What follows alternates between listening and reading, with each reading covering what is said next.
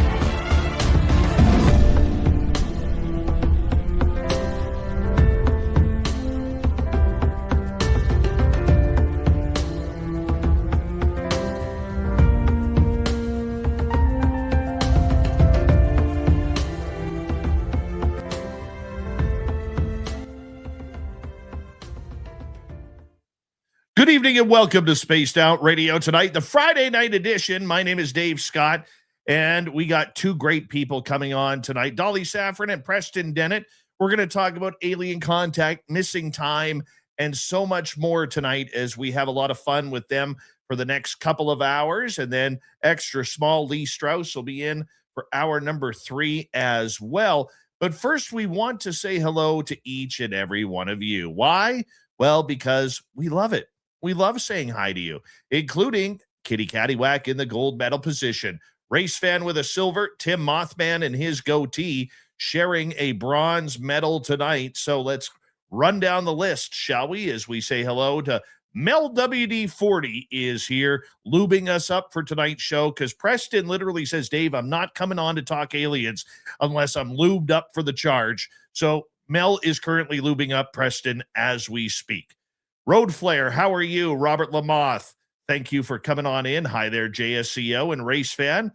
Nice to have you both here as we continue on with our roll call. Trucker Andrew is here. Trucker Andrew will be signing autographs after the show. Line up to the left of the studio, if you don't mind, to the left of the studio. Desert Rat, nice to see you. Necessary Dialogue and Vamp Skyder, thanks for coming on in. And let's see here. Deanna Ann, looking lovely tonight. How are you? Mama Catherine, there she is. Mwah. I know you love Preston and Dolly, Mama Catherine. So you know tonight's going to be a great show. You just sit back, relax. I'll do all the heavy lifting tonight, and we'll have some fun, okay? Thank you for coming, my dear. All right, moving on down, we say hello to Jessica S. Nice to have you here. Operation Shutdown and Thomas Rock, good to have you both here as we continue on with our roll call. Hughes Harris, welcome to SOR Chat. And next we have J. True Seeker, good to see you. Fight the Power, welcome to oh my God, I just had a brain freeze there. From X, welcome to Spaced Out Radio. Thank you for joining us as we continue on with our roll call. Undead Jed, Bob Thorson is here.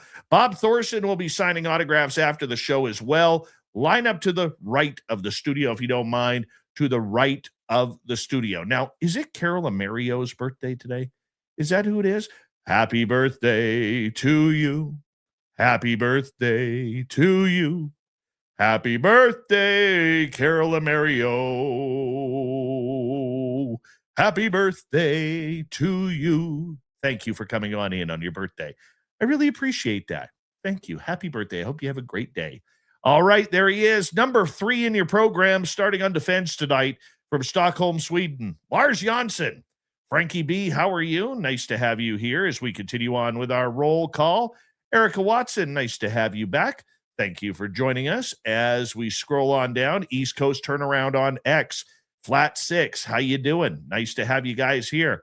And Amanda, always a pleasure. Jeff Steve Garvey is here. He'll hit a home run for you. Good morning, Skip to Malou. Welcome. And RJ Windwalker, welcome to SOR Chat. Thank you for your first time here. Algaray over on Twitch, 57 times bench pressing 700 pounds. The guy is jacked up for tonight's show. Josie Nebby, welcome to SOR Chat. Thank you for joining us. And Pam Harris, it is always a pleasure to see you. Mike Jones and Debbie Nickerson, nice to have you guys here. Thank you for coming on in. Stephanie Kenny Blankenship and 88 Dragon, nice to see you as well. Walter Kotchabinsky, Candace, and Benno, good to have you here. Let's get the radio side going. All right, broke my neck there. Hello and welcome to the radio and podcast side of Spaced Out Radio tonight. We're talking aliens and missing time tonight. Author, researcher, Preston Dennett is here, along with his lovely partner, Dolly Safran, experiencer and researcher as well. We are on the roll call side right now on YouTube, so just sit tight because we're about 30 seconds away. I'm Hardcore on X. Nice to have you here as we continue on with our roll call. And who is next on our list? Well, we might run out of time. Joseph Richardson, nice to have you here. And JBD, thanks for coming on in. Tim Mothman and your goatee, welcome, both of you. And the super chat is open.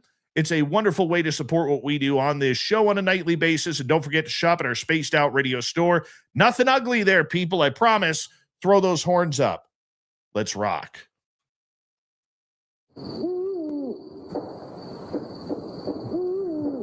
Are you ready to hear your mystic voice of the night? It's time to wake up. He's here. Shush. Be quiet. He's ready for you to listen.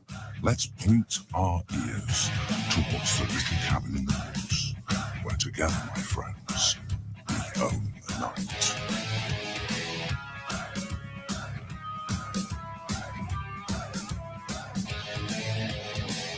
It's time for Spaced Out Radio with Dave Scott. From the mountains of central British Columbia to you listening around the world, this, my friends, is Spaced Out Radio. I am your host, Dave Scott, sitting in the captain's chair of SOR headquarters. We welcome you to tonight's show on our terrestrial affiliates around North America, digitally on every major podcast network. Our website, spacedoutradio.com. We have a plethora of features for you. Rock out to Bumblefoot. Read the news wire. Check out our swag as well. Follow us on X at Spaced Out Radio, Instagram at Spaced Out Radio Show, and on Patreon in the Space Travelers Club. Tonight's show is brought to you by Chive Charities. Help make the world 10% happier by visiting Chive Charities today. You can find them on our website.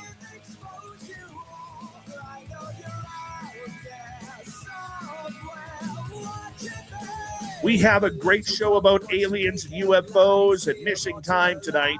Author, researcher Preston Dennett is here along with his partner, Dolly Safran. We are going to get deep into this. I love these type of shows, especially when Preston and Dolly are on. Then in hour number 3, Swamp Dweller will join us for another spooky story. Right after that, we will have extra small Lee Strauss and Katie Page on for the Q&A. So we're going to have some fun with all of you tonight. So why don't we just get to it? Why don't we just start?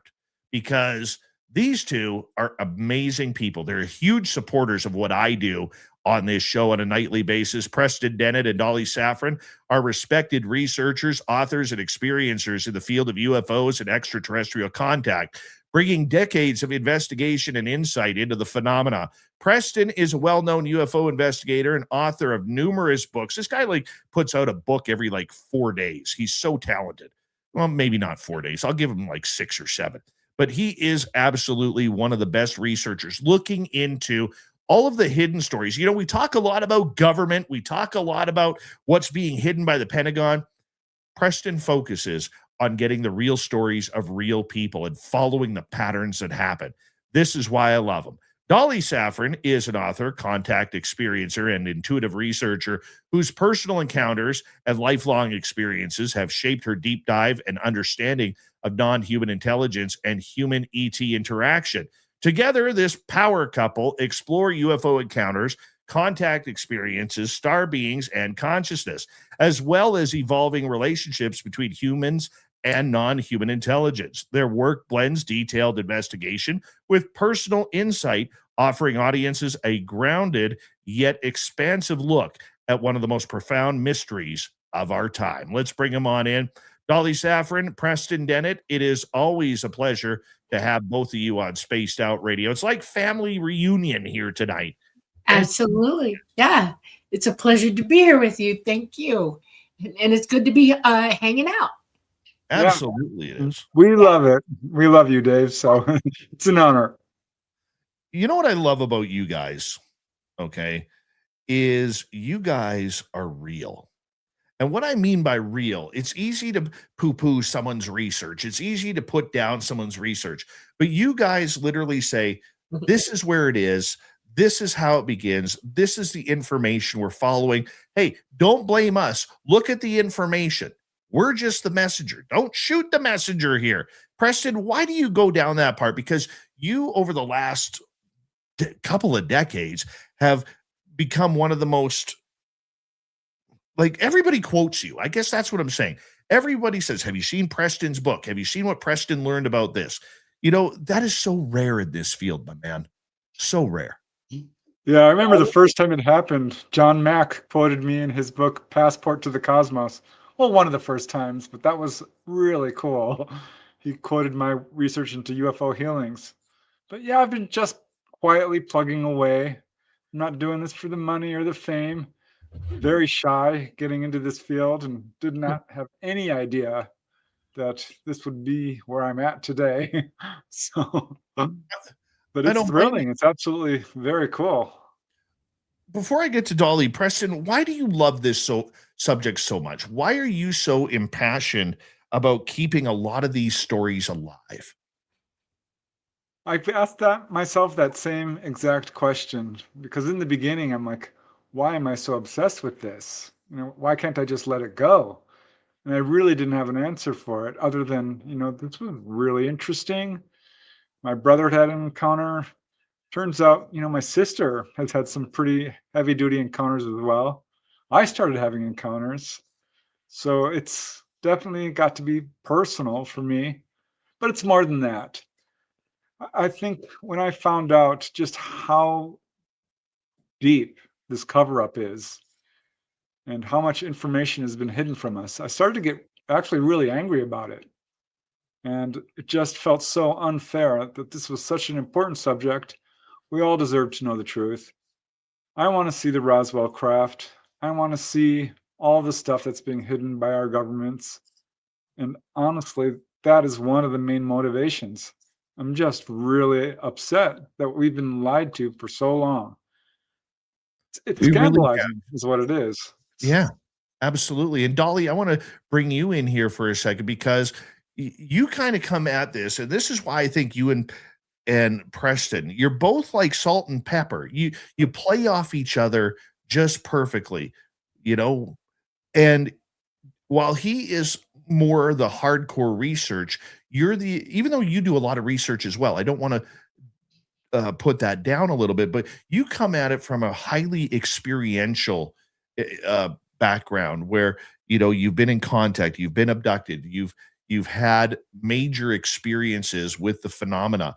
I mean, this is just an amazing gathering of brain power that you guys are able to take one side of the research, one side of the experiencer, and blend it all together. Absolutely. Funny thing, I didn't just walk up on Preston. I was told to go find him by ET themselves. I was very frustrated. I was trying to come out. I was looking for somebody to talk to. And they finally said, write this name down and look him up. And I did. And I found him on Weebly.com. And I sent him an email. And he emailed me back like within a day. And it was on from there. And it's just, you know, that was a long time ago. It was in 2016 that I did that. And it took him a long time before he actually wrote the book. He tried me out in my story in one of his earlier books. And then we went from there, and he told me I would like to, you know, do a book on you solely. And I was okay with that. And it just flew after that. The more I got to know him, the more I realized that he could teach me a lot of things that I didn't know about being here. I wasn't allowed to know what was going on in ufology when I was younger or older and working with them as much as I was. I stayed out of it. They didn't want me to be influenced by anybody here. And when I decided to come out, everybody agreed that it was time for me to jump into the deep end of the pool. And I'm really grateful that they sent me to Preston, because it's a deep end of the pool. And my researching is literally learning about you guys too. So yeah, it's an interesting melding of two perspectives between us, and it's a lot of fun. We talk a lot all the time about this. He's constantly researching, he's constantly looking at things, and I'm constantly plowing through what y'all are talking about. It's kind of fun, it's interesting. It is. How about that, Dolly? We're a power couple. I like Yeah, it.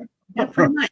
Okay. But yeah, I mean, it's amazing because I have questions about what's going on, and I can always turn to Dolly. I'm like, here's a case. What do you think about this one? Why would they be describing it this way? Who are these ETs? Do you believe this case or don't you? Because with her level of experience, it really helps me to sort out the many, many stories I go through, which isn't easy. It's not easy. You guys, for as popular as you are, you're some of the most requested guests on podcasts, UFO channels, radio shows, and that you always have an open door policy here. We've discussed that for years. So anytime they want to come on, I'm just like, yep, come on. When do you want to come on? Let's just book a date. That's how easy it is. But yet you keep your circle very tight. A lot of people in the UFO community, they are very much about getting relationships with whistleblowers, with other researchers, with the people on X, with people everywhere. But you guys have kind of went the opposite way and really tightened up your inner circle. Dolly, why did you guys do it that way? Well, there's a couple of reasons. One of them is that when you're researching, you want everything to be pristine. It's like coming up on an event, and you're forensically looking at everything, and you're trying to make sense of it. And if there's too much going on around you, or too many trampling all over everything, that's a bad thing. And with Preston's research, it's paramount that he have the ability to keep everybody sorted and have the ability to go in and look for stuff without being influenced by anything else other than that case.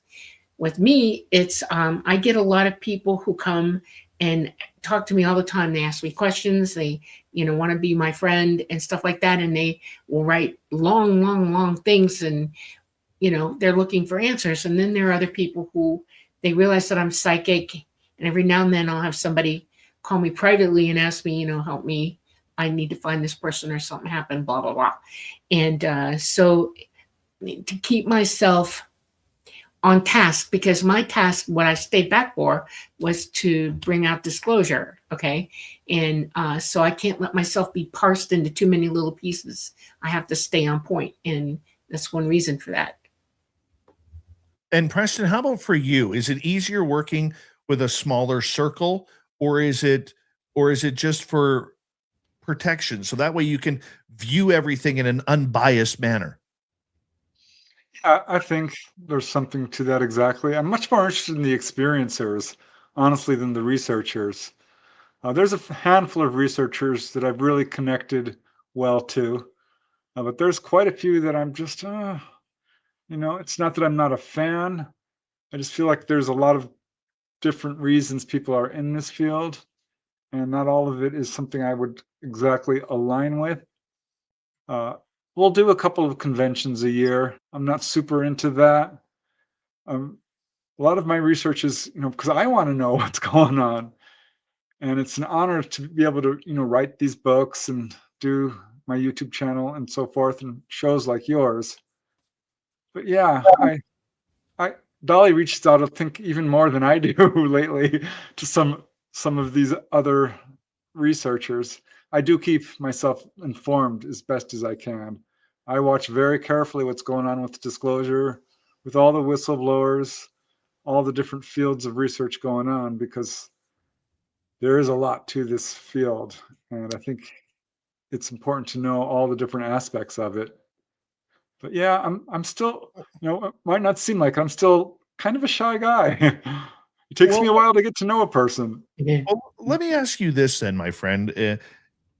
For you, when you look at the UFO world and all the different facets of it, what are you seeing? What do you like and what you don't you like? Well, I think there's what I don't like. I think is what most people don't like is people who are out there for money or fame. People who are absolutely disinformation. People who make wild speculations not based on fact. People who are incredibly fear-based. People who are so skeptical they won't even examine the evidence, or people who are such diehard advocates. Everything is true. It doesn't matter what it is. And someone who's that gung ho about the subject can do as much damage as a skeptic. But what I like about it is I think this field has the potential to really change the world in a big way. I think there's a few cutting edges of research. One is definitely disclosure. I'm watching that very closely because, let's face it, there is a cover up. Don't think it's ever going to end really, or it's going to take a long time. I don't know. I'm jaded a little bit. I think another really interesting area of cutting edge research is the crash retrieval aspect, the technology, the stuff that's being covered up, which is kind of related to disclosure, but in a way it's not. And really, to me, the cutting edge is where I really like to focus. And this is what I love about this field, is talking to people who've had direct contact. People like you, Dave, people like Dolly, people, most of you guys probably listening here in chat. This, I think, is where we get the answers. This, I think, is the most fascinating aspect. People who've had direct contact. Because look at it this way. We know what we know here on Earth. How much do the ETs know? Probably a little more than we do. I Yeah. think they know more about the human body. I think they know more about physics and science and astronomy. Here's an opportunity to learn that's absolutely unprecedented. I'm just literally expand our horizons in every single field of knowledge. That's an opportunity you can't pass up. This is why I love this field. And this is why I think this could change everything. Before I get to Dolly, I want to ask you about this then. What do you think as somebody who's been through this field and seen all facets? Because I think you're a UFO guy. I don't think you're a UAP guy. And we've talked before that there is a major difference between the two, as well as the two cultures that have been created in ufology or uapology, whatever you want to call it. What are we in general missing in this field? Whether it's the experiential side, whether it's the governmental side towards disclosure. When you look at disclosure, what are we missing, Preston? Both disclosure and really all of it. Dolly we talked about this, and she really made me think about it. Consensus. In a word, consensus. We don't have a baseline of knowledge that we can all agree upon. I mean, we have people out there saying, oh, well, this is all demonic. Okay, I have to respect a person's belief system, but how can you prove that? How can you call that absolutely baseline knowledge? Whereas there's the whole Jacques Vallée, John Keel, Lauren Coleman crowd, or let me see, Jerome Clark, rather, who feel like this is the phenomena that wears different masks, and it's not ET at all. So that's certainly not a consensus among contactees. And I'd say the vast majority of researchers, like myself and Barbara Lamb and Kathleen Martin, who else? People who big three, Bud Hopkins, David Jacobs, and John Mack, all came to the conclusion basically that it is ET. I would love to have just that simple consensus that we're dealing with people from another world. Because having had my own onboard encounter on Dolly's craft, by the way, so I know, for me, it's not a matter of belief or disbelief. I know what happened to me because I was there. But I just wish we could come to a consensus on just basic stuff. And as far as disclosure, I think we can all agree there's a cover up. that is a consensus. But how deep it goes, how much money is being spent on it, how ruthless these guys are, the opinions are all over the map with that. So yeah, that would be one of the, I think, really good steps forward we could, reasonably attain. I don't think there's any reason why we couldn't do that. Dolly, how about for you? The disclosure movement, a lot of debate, a lot of discussion. It's created a lot of havoc on certain social media platforms. People want it, people don't want it. People are willing to settle for, a very numb feeling disclosure, whereas others want it to be catastrophic. Where do you sit on that? Oh, I think disclosure needs to begin with truth telling about science and what reality is for us on this planet and in our solar system and in our galaxy and the universe. There are major issues that are not being properly told the truth. And that largely comes from an old government that's allowed scientists to be paid off and repeat back what they tell them to repeat back. There's a small group of scientists now who are speaking out and starting to raise their voices against what's going on. But disclosure is this long road with many doors going down the road, and everybody's got a different thing to say in it. And everybody's arguing on each side with each other all the way down the road as you open the doors to go hear what they have to say.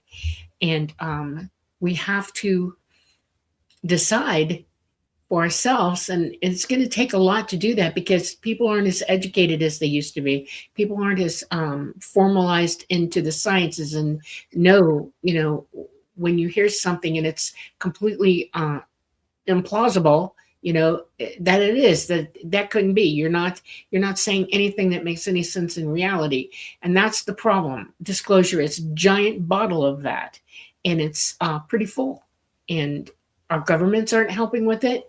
They're not doing anything but arguing about the political parts of it.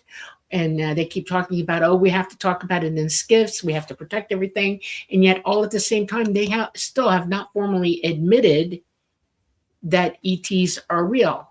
UAP is a big problem for me because they've gone from a UFO, because we all know that UFOs got people in them coming here. Okay. That's an old knowledge that we've all had about UFOs. Now they have UFPs, and now they're using the non-human intelligence. That irks me too, because ET is as human as we are. They're just ethnically different looking. That's it. They have different environments that they come from, and they just, they come out, but they're bipedal, the humanoid. They have same genes we do. We're related to them, and yet they're making this split down the middle of everybody's conscious idea of what they are. And they're doing it to make you afraid of them. That's the second big part of disclosure. Disclosure is all about fear. And catastrophic, I think it would be catastrophic not to tell the truth. But we've got a government that will never tell the truth. Because if we did know the truth, we would attack them, because they've been doing stuff to us for a long time in the name of everything. And we're not going to be happy when we find out what they actually do know and what they've back engineered and what they really have. I mean, it's not just a simple pull the stuff that came from Roswell. They have stuff from all over this world, everywhere, all over underground, hiding out, that they've picked up off the ground that's come down from ET. They have bodies. They have all kinds of things. And they won't tell you the truth about it. Nothing. And yet they'll spread misinformation and disinformation. So I'm kind of hoping that the people who listen to what we're talking about and hear the sound of our voices will choose to do a little homework for themselves and figure this out, because it is the contactees with the most knowledge that's available to everybody. And ET did that on purpose. They've been going all over the place all the time trying to make contact with everybody, because the government's not going to tell you anything. So they literally homeland, what do you call it, Preston? Home roots. Grassroots movement. Yes, grassroots movement. And they had to. I mean, what were they going to do? And yet people just are still buying blah, blah, blah, blah, blah. But we also live in a back engineered place where now we've got a neural net circling our heads up in the skies. Okay. We have 5G. Hold that thought. Dolly Safran, Preston Dennett, PrestonDennett.weebly.com is his website. When we return, we'll finish Dolly's story, and we're going to get into missing time. Are aliens causing this, or is it some other phenomenon?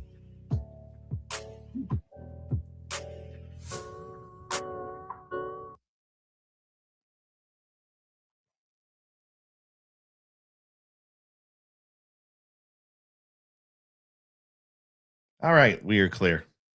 I always like to make sure I got that. Yeah. Yeah, there we go. There we go. Great start, guys. Great start. Yeah. I'm all for catastrophic disclosure personally. Let's Me too. go. Me too. I love what you said, Dolly. Yeah. I think it's catastrophic to withhold the truth. 100%. Yeah, we got too many problems. I mean, heck, they've got people fighting each other and hating each other and doing all kinds of things to ourselves down here. They've got us smoke and mirrors about everything. Nobody knows what to think or what to believe, and everybody's angry. Wow, they've done a great job with us, haven't they? Our people. And catastrophic disclosure might shut everybody up. Give them 5 minutes of pause. You know? Yeah, I have talked to so many people recently who are pulling themselves away from the UFO conversation on X now because of it just being an absolute war zone. Mm-hmm. I mean, if you sneeze the wrong way, you're getting doxxed. You know, if you say the wrong thing or you have the wrong person on your show, you are getting absolutely chastised and carved. Like it's not a nice place. You know, it's not a friendly place. And you try and go there because you have to go look at the train wreck because there is tidbits of information in there that you may need. That's but the true. rest of it, holy cow. I used to go on these X spaces just to listen in, but not anymore. I avoid it at all costs. I just No. if I see something come up in my feed that says, you know, this person said something about you or blah blah blah, I'll go look, okay? And 9 times out of 10, it's not really about me, it's about something they wanted to say at me. And I'll go, okay, fine, and walk away. I'm not going to repeat back anything, or I'm not going to have any opinion in here, you know. It's hard. Somebody reported a show that I promoted, our show, the Lightgate, on Messenger, and got me kicked off Messenger for a day. I couldn't do anything. I could see y'all, but I couldn't reply. And I spent all day going through my entire Messenger list. It's huge, okay? And I finally found the person that did it. And well, I'm sorry, you know, but I have to do this. Block, get out of here, and delete. You know. Yeah. If I mean, if you don't want to hear it, just don't listen. Why do you have to? It's Right. crazy to me. I'll present a case factually, objectively, and I'll have one person, well, how can you say that these ETs are our friends? And post another case and like, you're awfully fear-based, aren't you? I'm like, well, listen, I'm just putting out this case and how the person reacted, because fear is a part of this for a lot of people. Right. You have to tell the truth about what they say. That's the point. Exactly.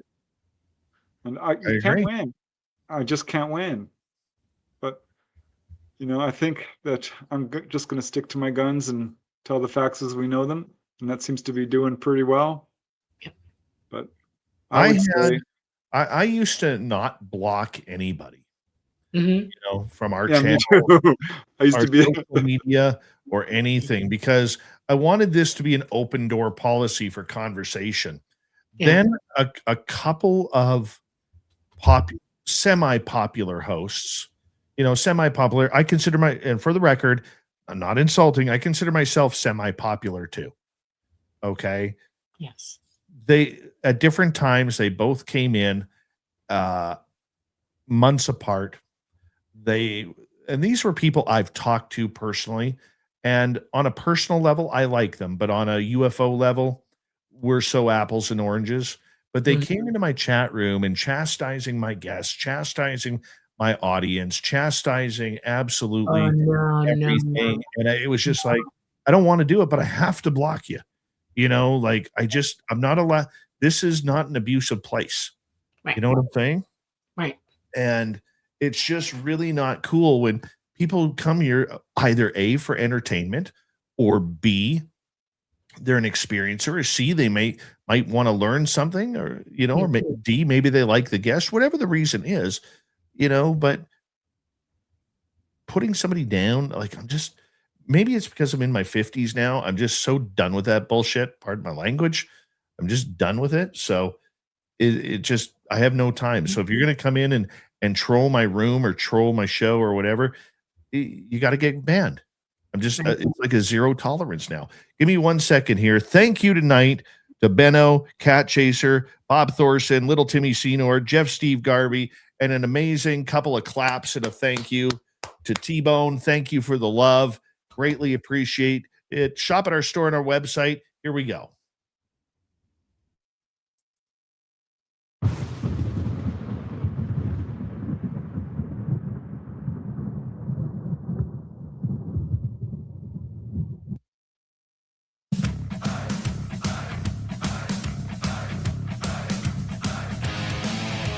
We're into the second half hour of Spaced Out Radio. My name is Dave Scott.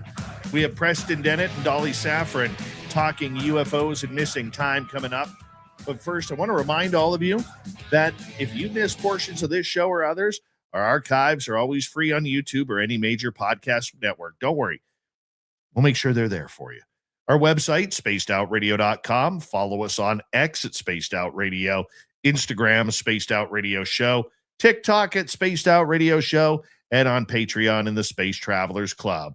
Preston Dennett is one of the premier storytellers and researchers in the UFO world. PrestonDennett.weebly.com, and his beautiful partner Dolly Safran are here. And Dolly, right before the break, you were talking about disclosure, your thoughts of why it's not going to work from a governmental point of view. I want to let you finish that thought before we get to missing time. Oh, 1 second, Dolly. See, sometimes when I do the intro, I turn the mics off and I forgot to hit the buttons. Now you're good to speak. Cool. In a nutshell, I don't think that disclosure is going to happen from the governments because the government has been quietly doing what it's doing for reasons. And I like, people like to use the word agenda. I wouldn't call this an agenda. I would call this an extreme plan that's been in the works for a long time. And it is part of the military-industrial complex that Eisenhower worried us about and warned us about. And they still exist, and they are global now. And we're just not gonna be told the truth. When you weaponize every piece of technology that you get your hands on, you gotta, please don't be naive that if it's weaponized, you're never going to know the truth about what they're using it for or how they got it or where it's from, because they're worried about their enemies getting hold of it, and they're worried about how they're going to use it and when they're going to use it. These are simple facts of life. And it's been proven over and over and over again in our societies worldwide that when a government gets some technology, they're going to weaponize the heck out of it. And they do, and they have, and they will, and they always will. And that means no disclosure for you. Period, because you'll never know the truth about it. I think the long-term plan is to use ET to their benefit. And I'm being honest about this. I think that they're a tool. It's a really good tool because if they can make you afraid of ET, they can run you into corners you can't get out of for whatever reasons they have. That's not good. It's not good for our enemies, and it's not good for us. It's not good for anybody. I'm talking worldwide domination by these guys. And he who has the most toys wins is what's in their head. And in their minds, they're going to own it. And they have owned it. And we're just fodder to them. The only way that we can find real disclosures amongst ourselves, if we come and have, like Preston brought up the word, this is my favorite word, it's consensus. Everybody sit down and we get into roundtables with one another and actually hash it out with one another like they do scientifically, sit down and put it on paper, put it on a system. Everybody's going to agree that this is true, this is true, this is true, this is true. And then when you've come to the end of that discussion and you've talked it all the way out, you can look at what you see is true. It's like putting it on the scales, the justice scales. Okay, we've got all this truth that's way down here, weighted down, and all this is throw it out and quit talking about it. So hard to do because Yeah. half the whistleblowers are bad actors. Half the people who are testifying No. before Congress, I don't believe them. Our government has never told the truth on this subject. Why should we believe them now? They're not telling the truth. So I get that. I appreciate that. Here's my thinking of it before we move on. I really do believe that the disclosure movement is being hidden for a couple of reasons. Number one, the technology. But number two, I think that if the public found out what the government actually knew, maybe even including going as far as knowing the people who are being abducted, Mm. that it would open itself up to major class action lawsuits. It would open itself up to a lot of different actions, lack of a better term, actions. What are your thoughts about that, Dolly? I think you're right. I think that we would all have pitchforks and shovels and go after them, literally, figuratively, and literally. Lawyers abounding. It is no doubt in my mind that everybody would be shocked to the point of anger, and it would wake a lot of people up, pretty bad, and it would cause. I mean, we had a civil war. We're almost on that point right now worldwide. Okay. Everybody's fighting everybody. This would cause the whole world to go after them all at one time. And I don't think they want that. That's why you won't know. That's why they go to the lengths that they do, because they know that could happen, that it would happen. I mean, if I found out that I've been guinea pigged my whole life and that everything that I've done for my jobs, government, whatever, has been nothing but for them to use me to do this, that, and the other thing. And you know what I'm saying? And that they were using technology against all of us. I mean, I don't want to wake up and find out. I know the truth of this. Okay. I'm just going to say it like it is. Y'all are being mind controlled right now. They have ways, and let the sleeper awaken is what I'm trying to say. It needs to happen. And they're not going to give us the key to that. We have to open the door ourselves, knock it down. not only have they withheld technology that could heal people, clean up our environment, stop using fossil fuels, they've used it against us and used our money to do this. The black budget is out of control. Michael Schratt did a presentation. The price is wrong. It was funny, but also devastating, because you talk about, everyone knows about the $1,000 hammer and the $1,000 washers and stuff. Well, he's, putting it out in black and white, just how much we've been robbed. Right. It's What about the insane. $40 million fridges on Air Force One? Yeah, Exactly. exactly. When did the fridge cost $40 million? No. Not in my lifetime. Not that I know of. It's crazy. I know. I know. I want to tell you something. They've built so many things right under our noses and put things in those places that would make your hair fall out. And to know that they're there. And I mean, it's like a joke. We all know that they have underground bases. We all know that they have underground facilities. We've seen pictures. Okay. You can't hide that. That long before AI took over, we were looking at real honest to God pictures of them putting a B-52 into a hangar in underground in Arizona. Okay. That was real. We have plenty of people on the ground who've seen enough UFOs come down and got them on film and lived to talk about it. Hey, a lot of us have relatives who worked for them and did the schematics and the drawings and the architecture for them. You love contacting those folks too, by the way.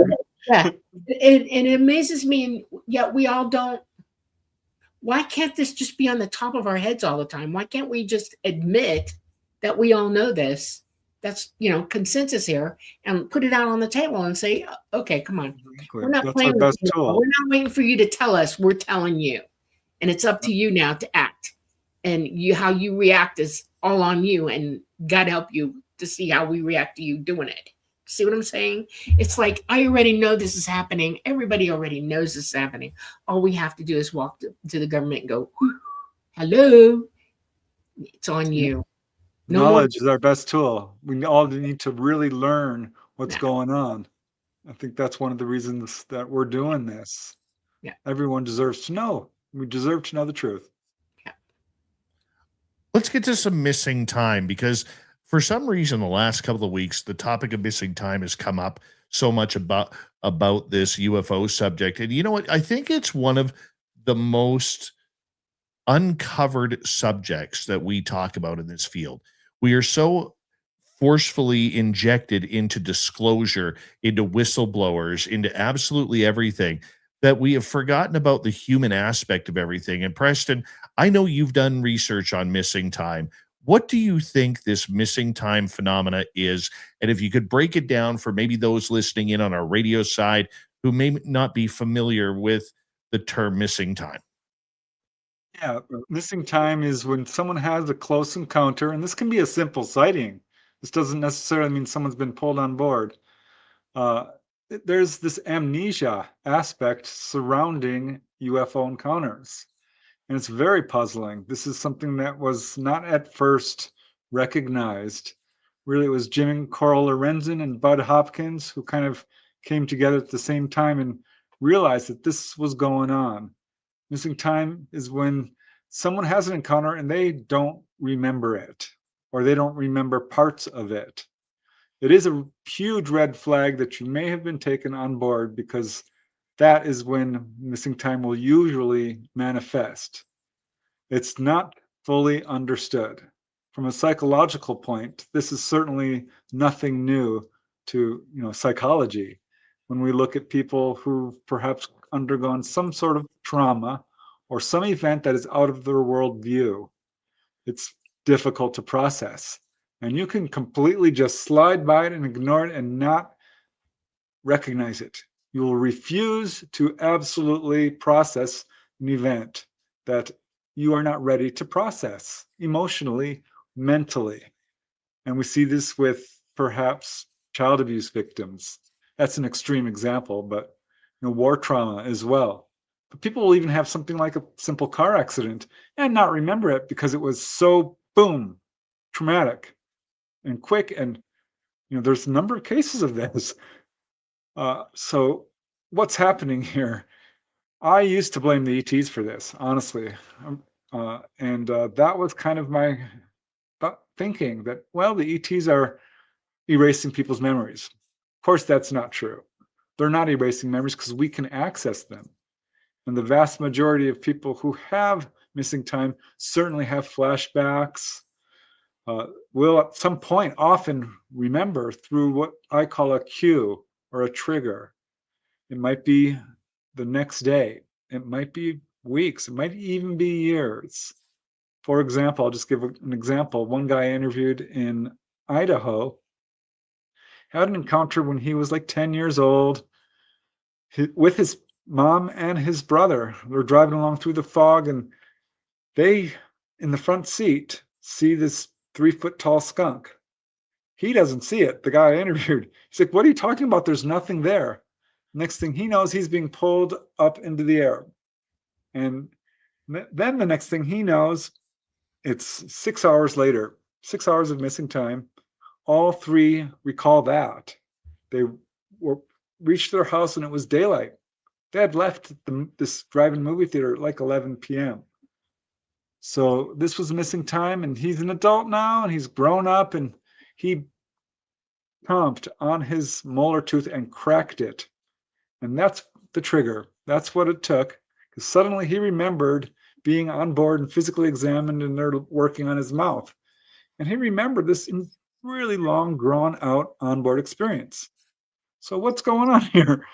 Whitley Strieber's book, Communion, was another trigger for a million people. Oh, yes. I can't tell you how many people I've talked to have said, "Oh, well, I didn't know it until I saw that book." I remember staring at that and kind of getting a little woozy myself, like, gosh, why am I staring at this? So those Did I ever tell you my triggers. story with that book, with Whitley Strieber's book? I had just become a father, and I was reading this, and I remember I was rocking my baby girl, who's now 27 and engaged, in my arms, 1999. I'm reading the book, and then it got to the part where he was taken on craft, and he looked beside him, and his son was sitting right beside him. And I looked at that, and I looked at my daughter, and I'm like, I am done with this book.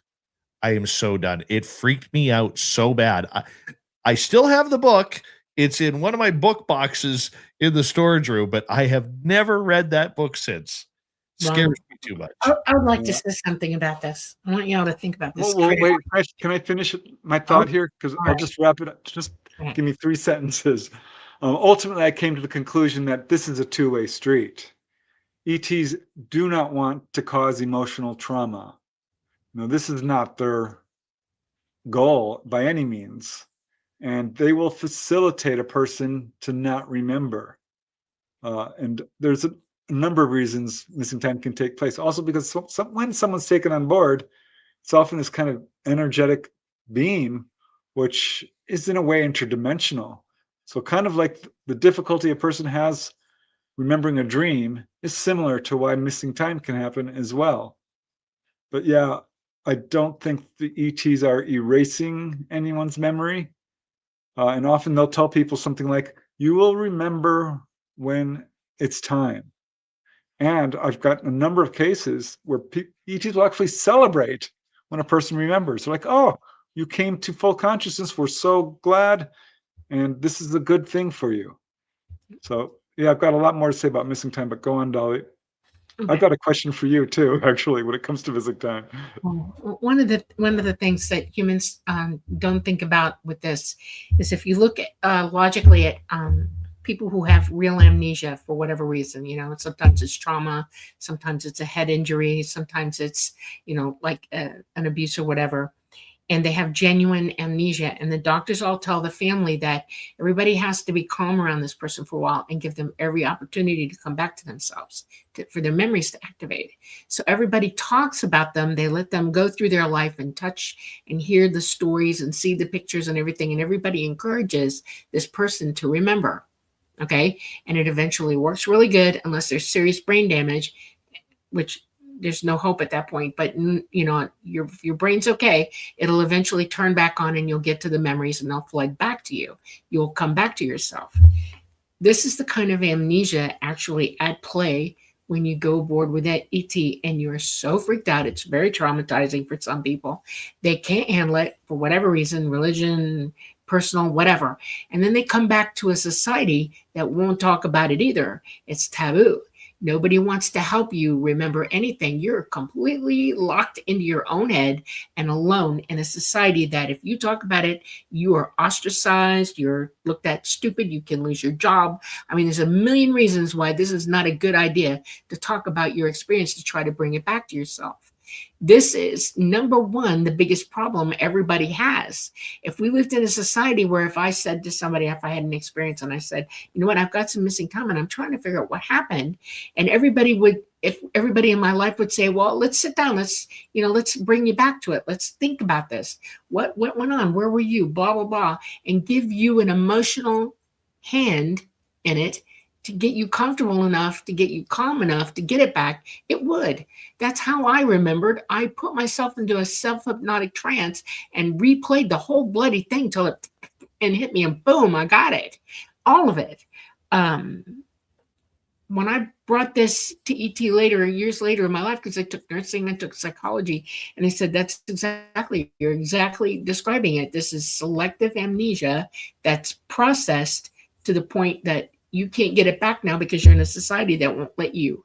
And we all have to think about that. We need to make each other comfortable with if somebody says they've had something happen, not to ostracize them, not to put them down, not to treat them differently, to give them an opportunity to get it back. Okay? Hypnotherapy, I find interesting because it does give you an opportunity to bring it back. It puts you into a hypnotized, induced state where you get calm enough to let it come back in. But what if everybody helped you do that? You don't need to go to a hypnotist because everybody's on board. Everybody's going to help you. Why can't we do that for one another? I would agree with you. Betty Hill, remembered her encounter through the dream state.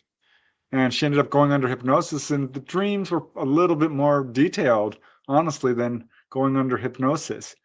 I always recommend when someone has missing time, let's write down everything that happened. And let's go back to it and fill in little details. Do this back and forth interview, and you'd be surprised how much you can bring back. I've had missing time. I know what it's like. I did not even remember the darn sighting. Suddenly, one day I realized, oh my gosh, driving home one day from my brother and sister-in-law, this orb came down in front of my car. That's all I could really remember. But over the years, I've kind of unpacked it. I now remember, yeah, I was taken on board. I remember this through the dreams mostly, but I was a much younger man when this happened. I had hair. This is how I know I can crack this in time. I was taken on this giant craft, and there was all these people at separate tables, all boys. We were all being taught about free energy. It was very cool. And at the end of this brief sort of lesson, they opened up the side of the wall and showed us the Milky Way, which was so cool because when they open up the side of the wall, you don't see glass. You don't see anything. It's like you're out in deep space. But here's something I want to bring up, Dolly, that I've got questions about. I was thinking about this when I heard the subject of the show, because there's a couple of cases I've looked into. There was this guy who flew to New York, saw a UFO outside of the window, landed, and called his office, and they're like, "Where were you?" He's like, "What are you talking about? It's Sunday." And they're like, No, it's Monday evening. He was missing 24 hours. Found another case just like that in New Mexico. Found another case like that in Ohio. 2 people. Mother has no memory of them missing 24 hours, but they both remember it. So my question is not, what happened when they were missing time. If ETs have the ability to bring a person back basically moments after, what is going on here? Why would they hold someone for? There's a case in Arizona, 5 days. The family was looking crazy for this lady who got missing for 5 days. Doesn't remember it. There's 3 reasons why, basically. The first one is technical. If the guy's in an airplane, it's too hard to come back and bring him back on an airplane at a precise moment. It's moving. It's just too hard to do. Okay. They try to show you that in movies. Don't think about it. It's way too difficult to bring them back in a situation like that. Too many people witnessing that kind of thing. It just causes problems for them. They could crash the plane accidentally if they get too close. I mean, there's all kinds of horror they could cause by doing that. So they let them go they let him go the 24 hours. The second reason is that these people are good witnesses, and they want them to know that this happened, and there's proof, that there's actual proof that they've been gone, and where the heck were they? And it gives people an opportunity to research it and realize that it couldn't have been anything but ET. I mean, think about that. I've had that happen actually. Yeah. And then the third reason is that if they had any medical anything happen to them, you can't stress somebody out by bringing them back that quick. You have to give them a day or two to be okay before you can, and it's just impossible to take it back that way because they're staying within the time bounds that they're in. They're not taking them clean across the universe. They're within, the area perimeter to them. So time is the same on them as it is on you. So the time is going to go by. Okay. If they leave and they light gate and they go clean across the universe, we're in different time zones. You see what I'm saying? And they can come back to that moment. But if they're in the same time zone with you and they stay with you and they've done something for you and they're healing you and giving you an opportunity to heal, they can't drop you back. They have to put you where you left off. Okay. Some people have missing time. They don't even know it. Yeah. It's completely seamless. You would never know. It's funny when we go out for investigation out at our Flight 21 area that I was on your show talking about a few months ago. The one thing that we do on our way out is always watch the clock. Because sometimes you feel like there is some sort of ET craft following you on the way out as you try and get back towards civilization. And I always said to my buddy Tim, I said, just make sure to watch the clock, because literally one day he was like, man, it feels like we're being followed by something in the sky. I was like, we probably are. I said, that's why we watch the clock. You never know when it's going to change on you. Preston Dennett is here. Dolly Safran is here. 1 hour down, 1 to go with them as we continue on with the great chat about missing time, ET contact, and so much more. PrestonDennett.weebly.com is his website. You'll find his books there. We'll be right back, everybody. This is Spaced Out Radio with host Dave Scott.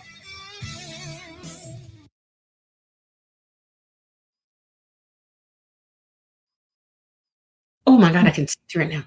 I had a fingerprint on my eyeglasses and I was like, Oh, I hate that. I hate that. All right, guys, I'm going to put you both back in the green room. We got about 5.5 minutes. Okay, okay. All right. Quick here, okay?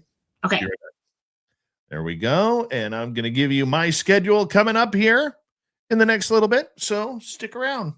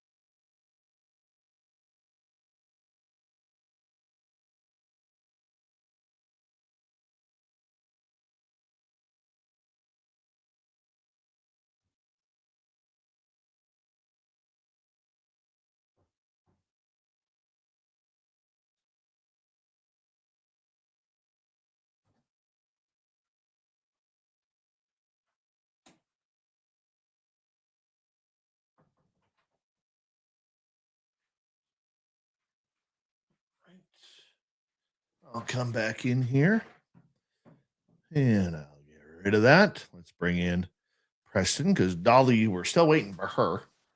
That's okay. She'll be back in a minute. Great show so far, Preston. Thank you. Yeah, it's always fun, Dave. You make it easy. Mm-hmm. Thank you. I appreciate that. Coffee. I'll be right back. No problem. We got just under 2 minutes. So, hey, if you haven't already, if you're watching on YouTube, do us a favor. We try and hit at least 100 thumbs up for every show. It helps us with our algorithm, so we'd greatly appreciate if you haven't already, that hopefully we earned it from you so far, 1 hour in. We'd appreciate it. Ms. Mary, how are you? Contrary One, nice to see you. Chameleon, how you doing? Good morning to you. Yes, Dolly is powdering her nose as we speak. Mm-hmm. Yeah, got to feed the algorithm. Absolutely. Have you guys noticed? I've talked to a lot of UFO and Bigfoot people recently that are just getting absolutely slammed on the shadow banning. I heard about that. Yeah. Yeah. I think the algorithms are being run by AI. So I'm not so sure AI is always our friend, even for the people who own the company. You know what I mean? I hear you there. Let's bring Dolly in. There she is. Quickly here, a big thank you to T-Bone ×2, Benno, Tim, Senor, Jeff, Steve, Garvey, Cat, Chase, Thorson, Candace, and Walter for the impressive super chats. Thank you very much for your love and support. Our website, spacedoutradio.com. If you hit the shop tab, you can shop at our Spaced Out Radio store. We do not have ugly swag, people. No ugly swag. So make sure you check it on out. We'd greatly appreciate it. We're coming back in 5 seconds. So just sit back, relax. Here we go.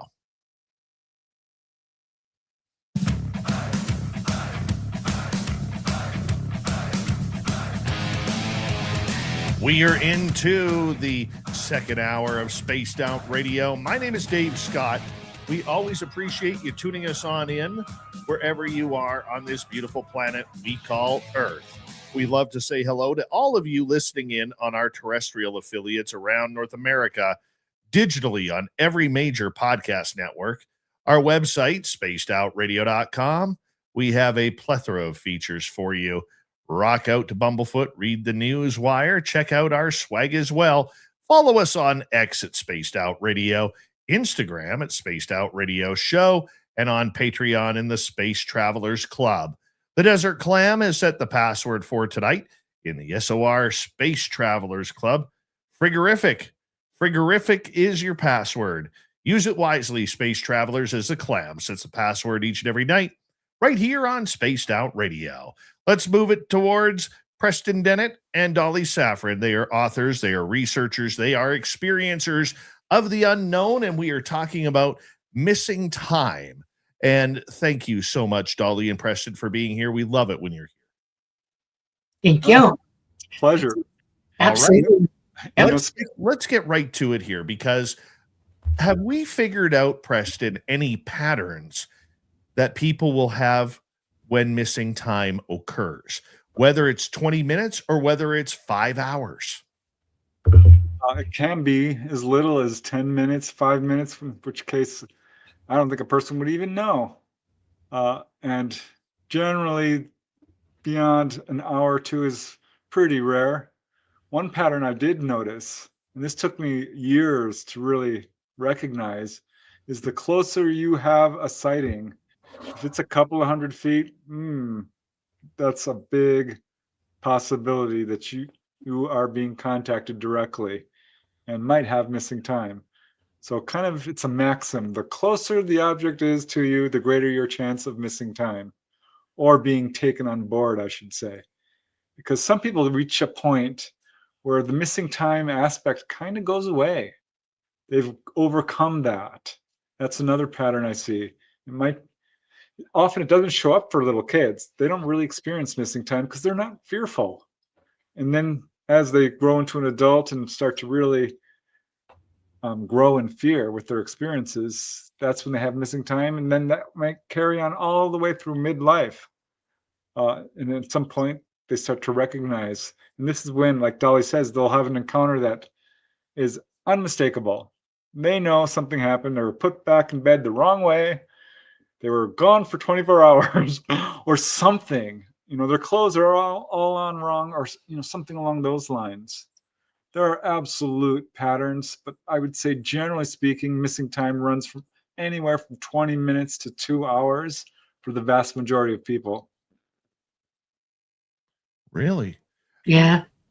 Now, Actually, do you think pardon me for interrupting you, Dolly, do you think that they are actually taken like out of their vehicle or out of their bedroom or wherever they are and taken away, or are they just spiritually gone for that time? they're taken away. Yeah. I was just going to make that point. I had the one time I had absolute missing time. This is after I'm wide awake. I am 100% on board. Totally. I remember everything all the time. And it was at my job. I was working as a security guard when I was in college for Wells Fargo.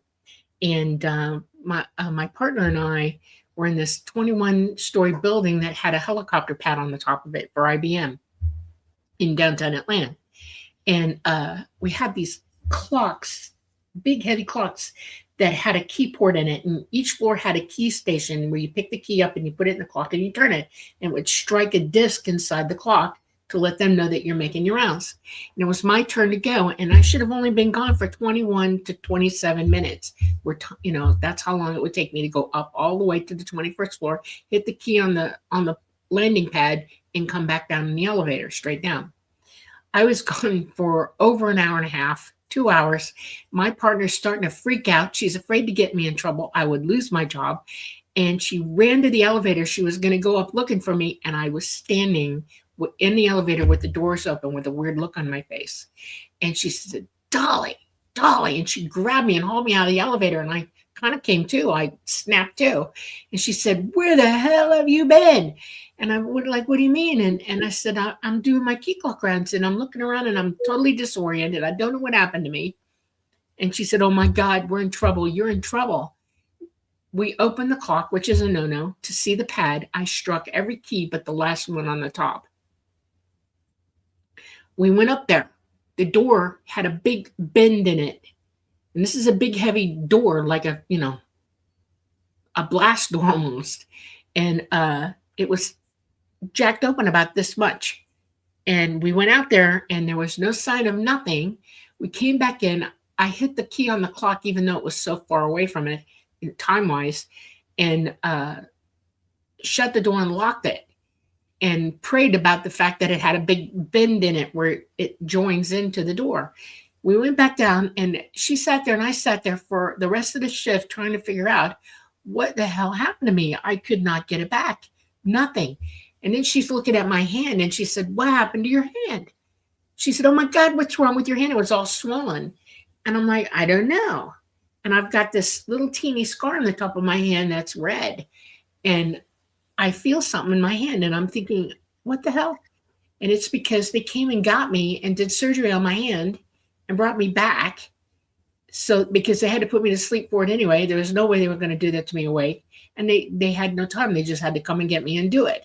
And it just happened to be when I was at work. And thank God my partner was one of my best friends and she was never going to rat on me for it. She didn't even know. I mean, and I was like, I was gone for an hour and 45 minutes. I almost lost my job over this. And there was no helping it. They had to do what they had to do when they had to do it. And I never got that memory back because they put me to sleep. I don't remember. None of it. Not hitting the keys, nothing. Just gone. And that was weird. And then I realized that sometimes they do surgery on people. Sometimes they do heal people and they have to put them to sleep. There's no way they can operate on you wide awake. And that facilitates your memory going poof.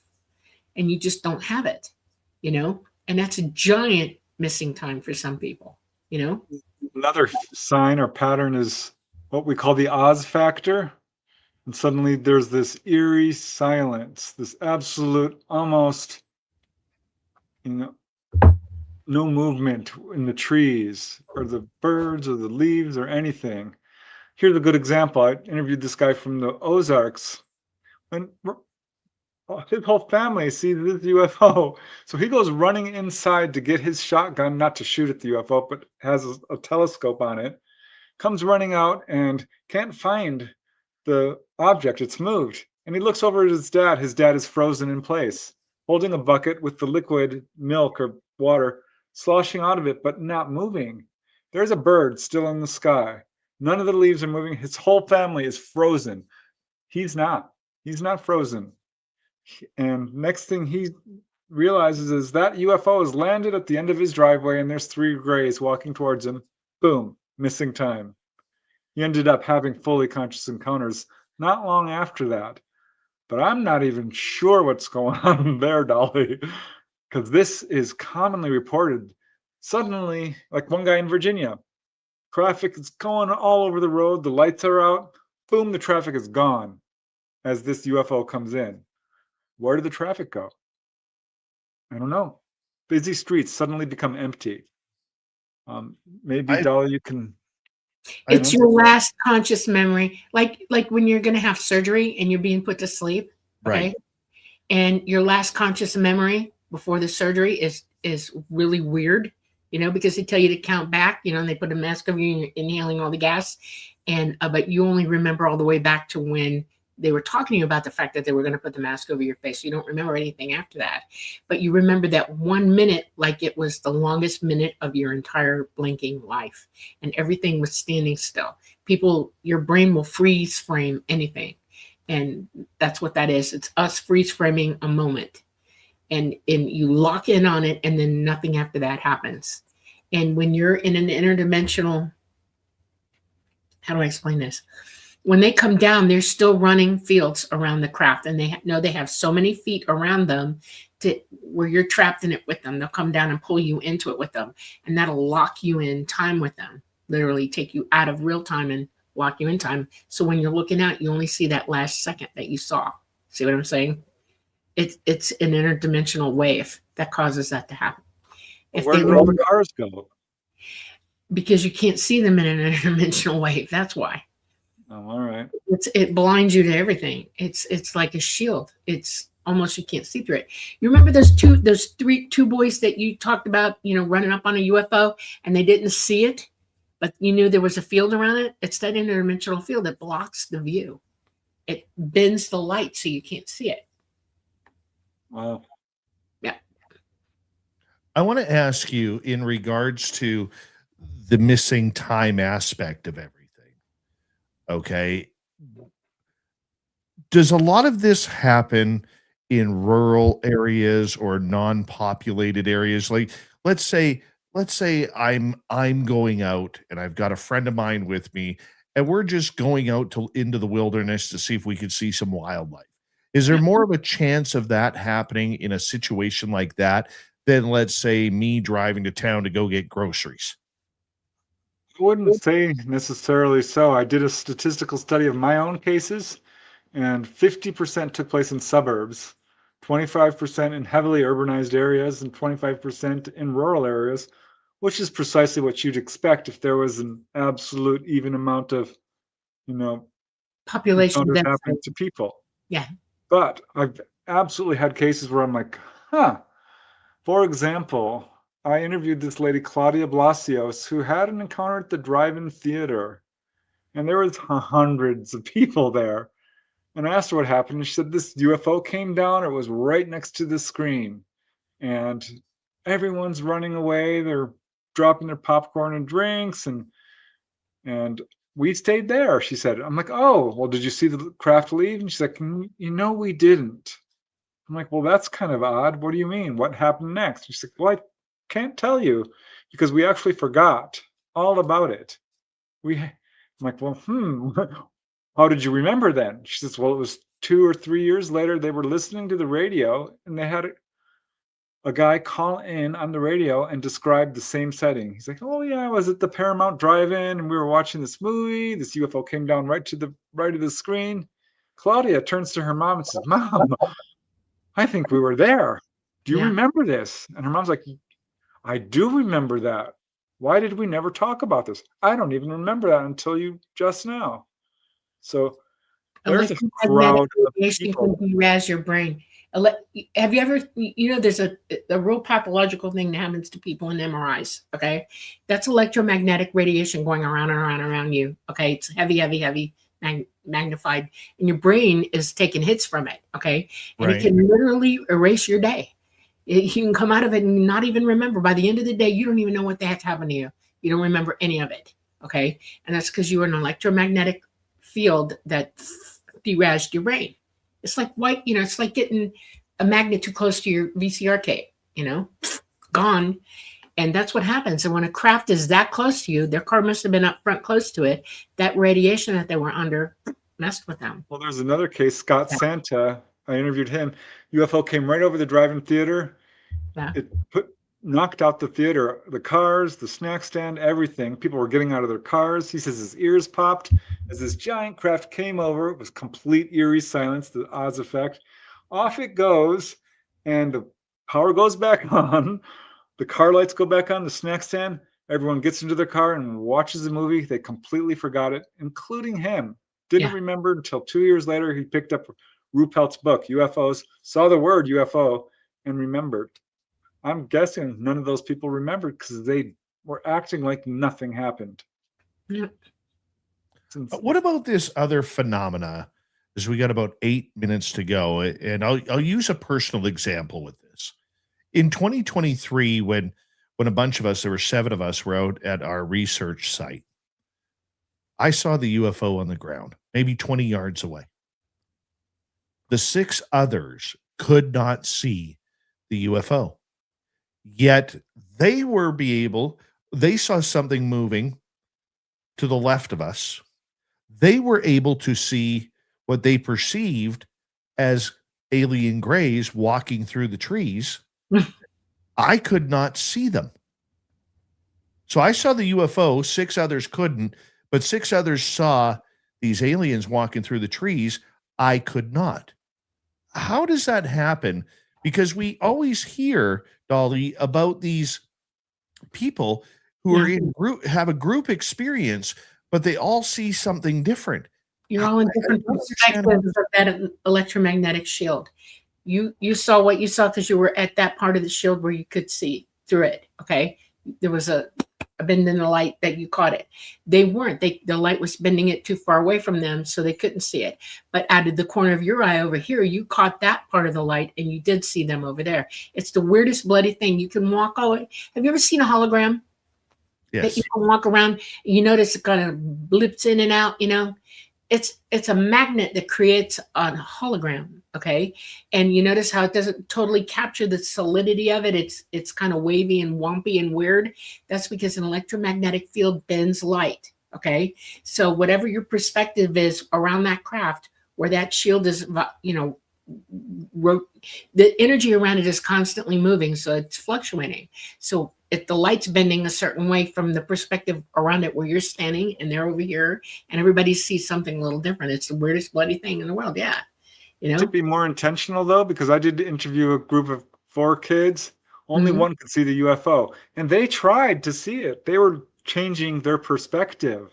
Even the Only kids he could could see it? Yep. So I've got a number of cases like that. Oh yeah, a Navy medic on board deck of a craft. Nobody could see it except him. Yeah. He's pointing it out. Some people have 4 color rods and some people have 3. That's the other explanation for it, okay? If you have 4 color rods, you have a better chance of seeing it than people who have 3 color rods.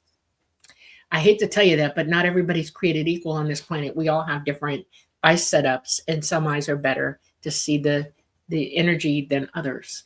They told him that we can make some people see us, and if we don't want them to see us, they're not going to see us. That's what they told him. I know about that. I've never had ET tell me that in my lifetime, ever.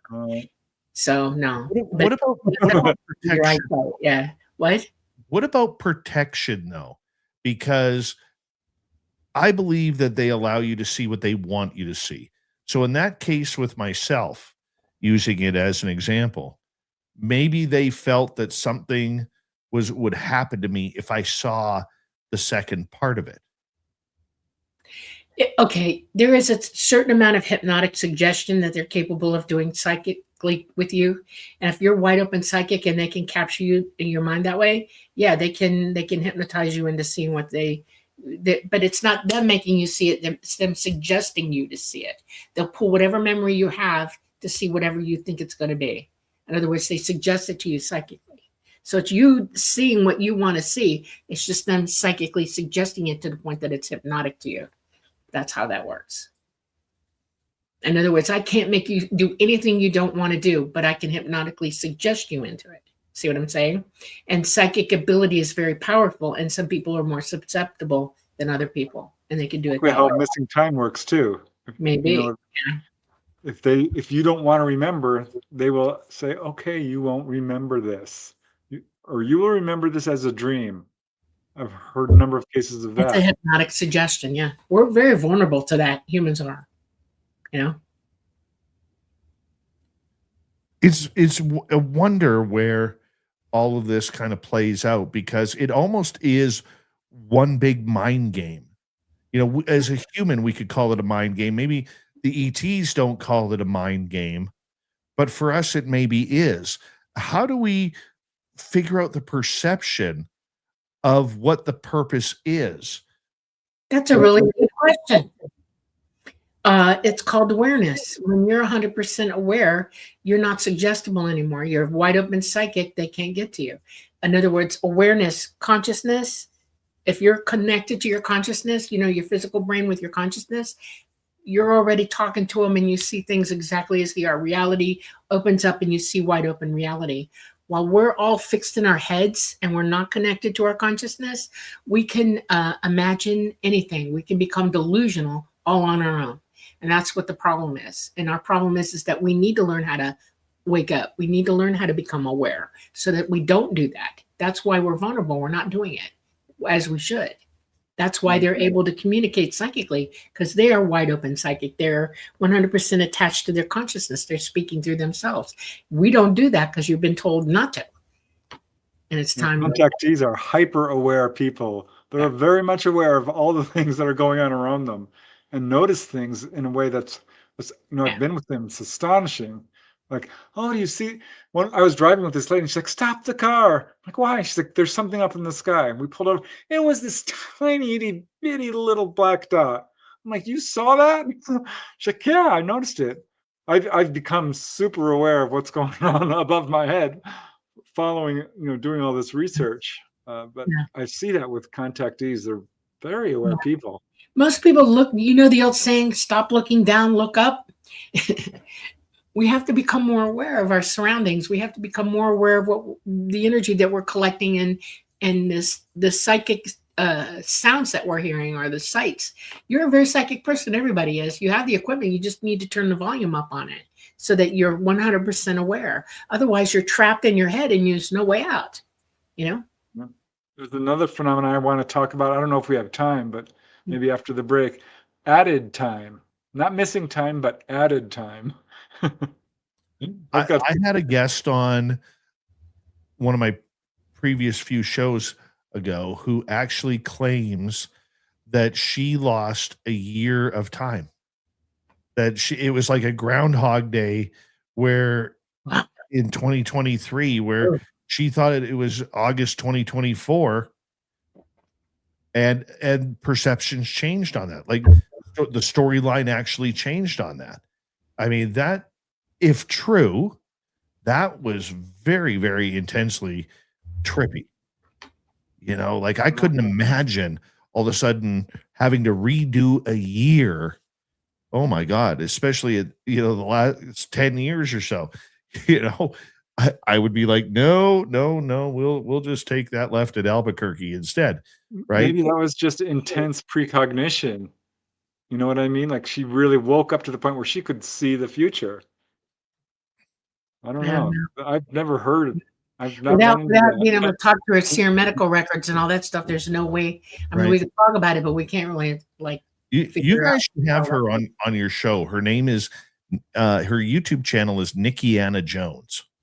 Instead of Indiana Jones, Nikki Anna Jones. Nikki Anna Jones. Okay. All right. That's easy to remember. Get her to tell this story. It's actually really, really weird because in the first incarnation of 2023, her and her now husband were just friends. Mm. And then in the second incarnation of 2023, they fell in love and they got married. So a little bit weird, but it is what it is. When we come back from the break at the bottom of the hour with Preston Dennett and Dolly Safran, we are actually going to get into some audience questions. I know they are lining up. We're going to try and fit as many in as possible. If you're on our YouTube side, that's where you put your questions. If you're on X, you can put your questions there. This is Spaced Out Radio. We'll be right back.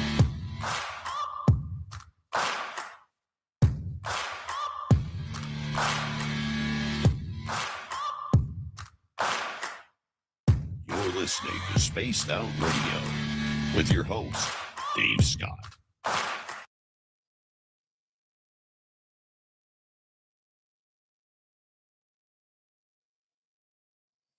All right, we are clear. There we go. This is flying on by. I know. It is. I was looking at the time. I was like, holy mackerel. That went Talk fast. about missing time. Yeah, time is a weird thing. If you fill it up with events, it goes faster. Yeah. And if you have no events occurring, time will actually come to a screeching stop. Mm. We've all known this in school, just waiting for that clock to just tick one more minute. Every day at my daytime job. Yeah. Oh, Lord. I can imagine. Oh, yeah. I tried to figure out why time drugged so slowly for me as a child. And then when I was in nursing school, one of the things they try to attribute to that is your metabolism. When you're young, your metabolism is wide open. It's running on high all the time. Your brain's going 1,000 miles an hour, and it literally collapses time in on itself. But when you slow down and you relax and your metabolism slows down, time goes by faster. It's all perception and how our brain is operating at the time. It's really weird. I remember being a little kid and it's 2 weeks till Christmas. May as well have been a year. Yeah. It took so long. Way too much time on your hands, man. And now it's like 2 weeks. Oh no, I'll never make it. Years are flying by the older I get. Yeah, I know. I've noticed that too. I noticed it the minute I became a parent. And, you know, prior to becoming a parent, time was so on your side. Now, you know, I never thought I would be a grandpa. That was way long a ways. And now I got the little dude who's 3 now. I don't know where the hell that went. Wow. I know, it's amazing, isn't it? I know my daughter is 36. Oh my God, she's 36. And I was an older mother when I had her. I was 32 when I had her, okay? And it's like, oh my God, oh my God, this is crazy. This is absolutely crazy. When did this happen? Yeah, it goes by way too quick. Way too quick. I know. Definitely want to appreciate each and every moment because they slip right by. I know.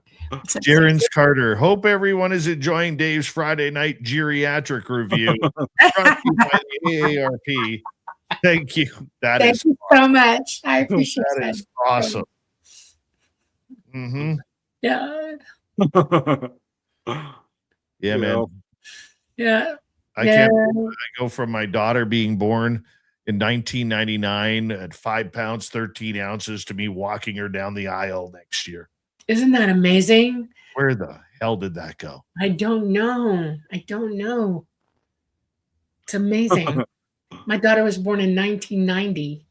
And I remember I didn't walk her down the aisle, but I danced with her.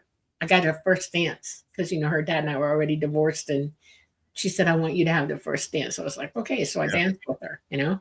Yeah. My daughter has asked both me and my ex-wife to walk her down. And she's like, Dad, that's not going to cause any issues. I said, not at all. Not at all. This is your day. If that's what you want, that's what you get. That's right. I said, I'm only going to request one thing, one moment. I want this one moment through this all. I said, I don't want to see your dress. Oh, until I said, because I know that I am going to be an absolute basket case. You know, like my pockets in my suit jacket are going to be pushed right out because I'm going to have so many tissues in there, right? wow. Yeah. So that's all I asked. I said, because she was like, I found the dress, Dad. I found the dress. And I'm like, awesome. I'm like, I don't want to see it. And she's like, are you sure? And I'm like, I said, honey, there's a very few firsts that you get in life. That's right. And I want my first time seeing you in your wedding dress to be on your special day. And I want to be proud. So, Wow. yeah. I gave that to my dad too. I was down in the basement and they walked me up the stairs. And when they opened the door, he was standing right there when I came up. Oh my gosh. He immediately started bawling his guts out. He was crying all the way up the aisle. It was One terrible. second. We got 10 seconds. I got to burn through this. Thank you, T-Bone times 2, Bob, Candace, Walter, Jeff, Tim, Benno, and Blue Cruise for our super chats. Here we go, everybody.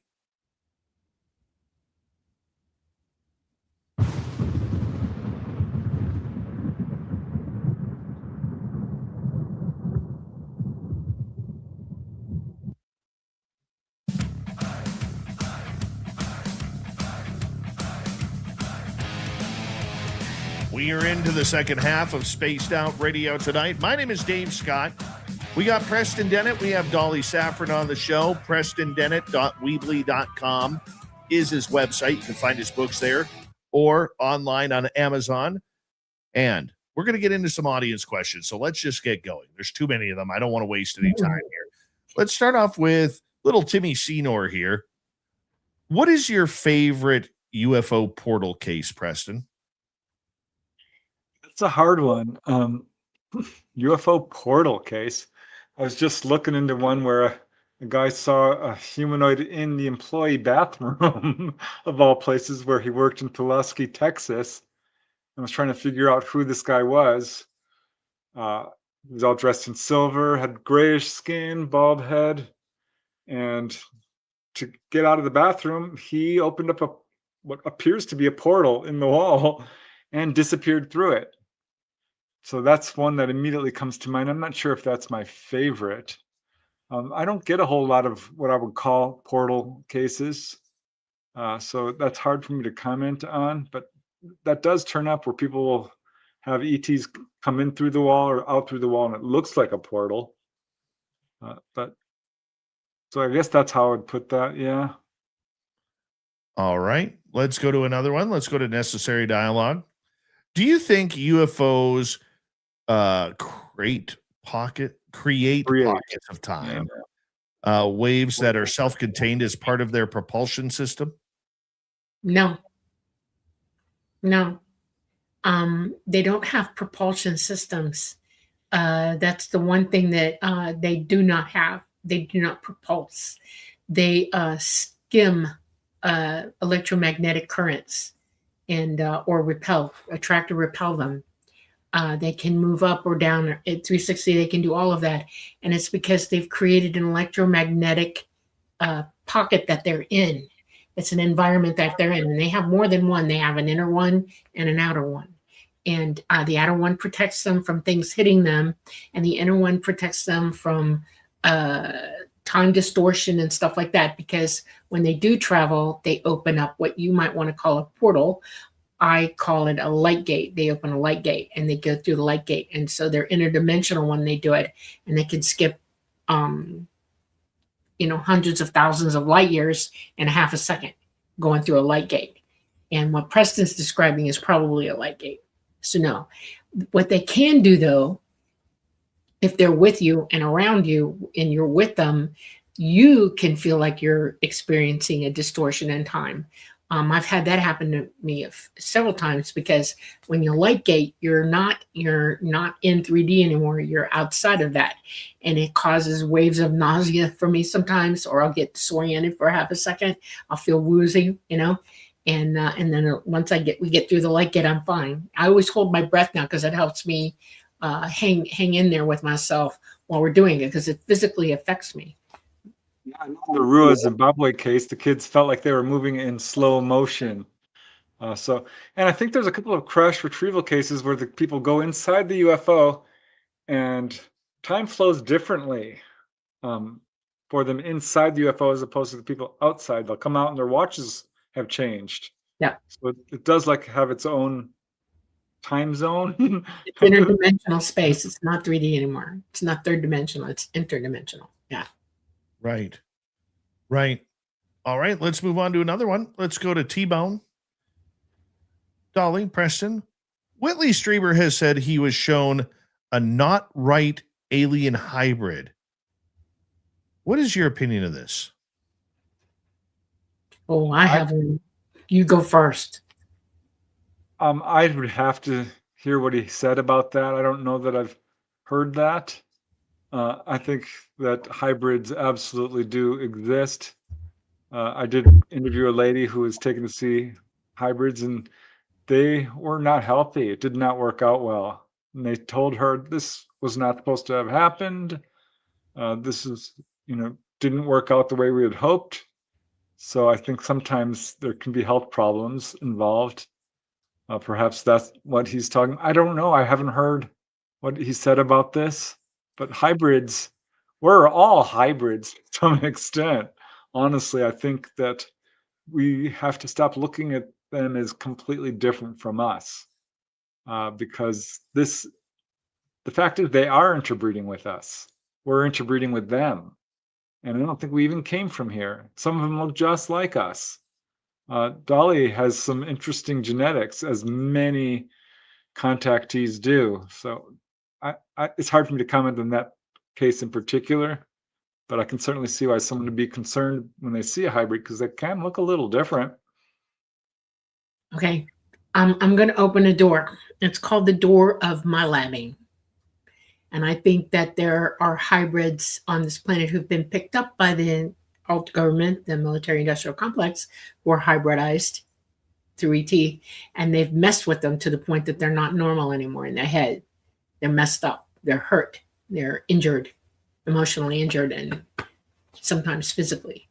And I think that's what Whitley saw. I did hear him talk about this, and my head went straight to that. I think this hybrid was picked up. I know that they work toward picking up hybrids because I've been dogged my entire life by these people. And they've almost captured me twice. And I shudder to think what would happen if they had gotten away with it, And I've met a couple of people who are hybrid that have been damaged by my labbing, and it's crazy when you see it. All right. You ready for another one? Yeah. All right. Let us head on over next to Paramarv. Generally, abductees are returned in pretty good health. Some are even improved or healed, but every once in a while, there are tales of human mutilations like Sergeant Jonathan Lovett in March of 1956. What's your thoughts on this, Preston? Know the case. I don't think ETs did that. I think that's nefarious government agents. I did a deep dive on all the human so-called mutilations, and I am not persuaded that ETs are doing this. People will sometimes come back and will have a scar that's already healed over. That to me is the red flag that you can tell, well, this was ET. Because yeah, they'll leave marks on a person's body, but it heals so fast. Even, one lady, she had her gallbladder, gallstones all taken out. They generally can't do that. They will actually remove your whole gallbladder. But she had an incision. It healed in an hour. That's how I knew this was ET doing it. No, I'm not persuaded about the human mutilation cases. I think that there's a lot of nefarious activity going on with human agents. My assessment, take it or leave it. All right. El Cid is asking, Preston, if Michael Schratt has ever mentioned him to you. Can't say that I recognize your name. I love Michael Schratt. He's one of my favorite researchers. He's one I have. He's amazing. So can't say that he mentioned you specifically, but maybe he did. Yeah, I love the research he's doing. Yes, he has. I have an eidetic memory, and yes, I've heard your name twice from Michael Schratt. All right. Okay. The chameleon. Do you think Joe Rogan's dream was just a dream or real contact? I don't even know what the dream is. Me either. Never heard him No. say it. All I right, don't know. Okay. let's move on. The Andromedan wants to know, who do you think of all the races uses wormholes for travel? None. Wormholes are a theory. They don't exist in reality. This is another bunch of misinformation and dumpy disinformation that y'all have been convinced is real. It's not. They use light gates. They open up. They use light technology. There's no wormhole that you could, if it did exist, you wouldn't survive in it anyway. No It's wormhole. bad terminology. I think it's a misnomer because, yeah, they can travel interdimensionally, and they all do that. That's how they travel interstellar distances. But That's it's how we know Atlas is not an ET craft, because they don't travel that way. right. They can go from star to star system pretty much instantly. The reason it's called a light gate is when they open one up, it's pure light that you see. You literally see pure light. And sometimes you even see light falling out of it into the sky, which is really, really, really weird looking, you know? But it's a light gate. It's not a wormhole. No wormholes exist. It is a theory. Deep dive into it. Look it up. Read about wormholes, and you'll understand that they are nothing but a failed theory. They do not exist in reality. Dark matter. That too. All right. Okay. Let's continue on here. Let's go to Silent Listen. I have heard descriptions of walls and some furniture, but what do the floors look like? In a dream, I was escorted down the hall, and the floor was crystal blue. Dolly? Yeah, it can be crystal blue. They can make it any bloody color they want to. It's also kind of soft under your feet. It's not metallic at all. And it feels, have you ever felt dolphin skin? It's like walking on a dolphin. It's very cool. What's your thoughts, Preston? I've certainly heard that people will describe pastel colors. People will describe a texture that they have very difficult time describing. Almost like you can't quite even touch it. It's so smooth, and smoother than glass, people will Right. say. So yeah, that doesn't surprise me. I've heard pink, I've heard white, I've heard yellow, I've heard blue, I've heard silver. Generally, not much more than that. Pastel green a couple of times. But yeah, they can absolutely create what they want if it helps calm down the witness. I've had people been taken on board and they saw a living room or an office or carpet even. So yeah, they can absolutely do amazing things. Anything, yeah. All right, let's continue. Let's go to Carrie. How do they choose who they're going to abduct or reveal themselves to? Is it something about the person that draws them? No, it's everybody. Everybody, every human being on this planet, whether you realize it or not, is known to ET. You're all in their base knowledge. They watch over everybody. People who remember them, and it's not because you're singled out. It's because you're bloody doing it on your own. You're remembering them. They do follow family lines, and there's a reason for that, because they're hoping that we're producing a better strength in a psychic ability or math ability. You know, they want to see our intelligence quotients going up. They want to see us making better choices about who we mate with and stuff like that. So yeah, it will follow families like crazy, especially families with really, really well-developed psychic abilities. They follow them heavily. It's not because any individual is interesting. Y'all are interesting. Everybody is. They care about everybody. Evenly divided between men and women. It's people of all ancestries, all blood types. Absolutely, there are some patterns. They do seem to be drawn towards people who are profoundly psychic or will wake that up in a person. Also, there's a whole category where people are just driving along on a remote highway late at night, sort of an opportunistic category, perhaps. But I did notice one other pattern to who they seem to be attracted to, and that's people who are doing good work for humanity. It's a loose pattern, but there's a lot of nurses and doctors, a lot of teachers and environmentalists and human rights activists, and you know, people who are doing good work for humanity in any capacity, inventor, musician, artists, They absolutely seem more attracted to those kinds of people.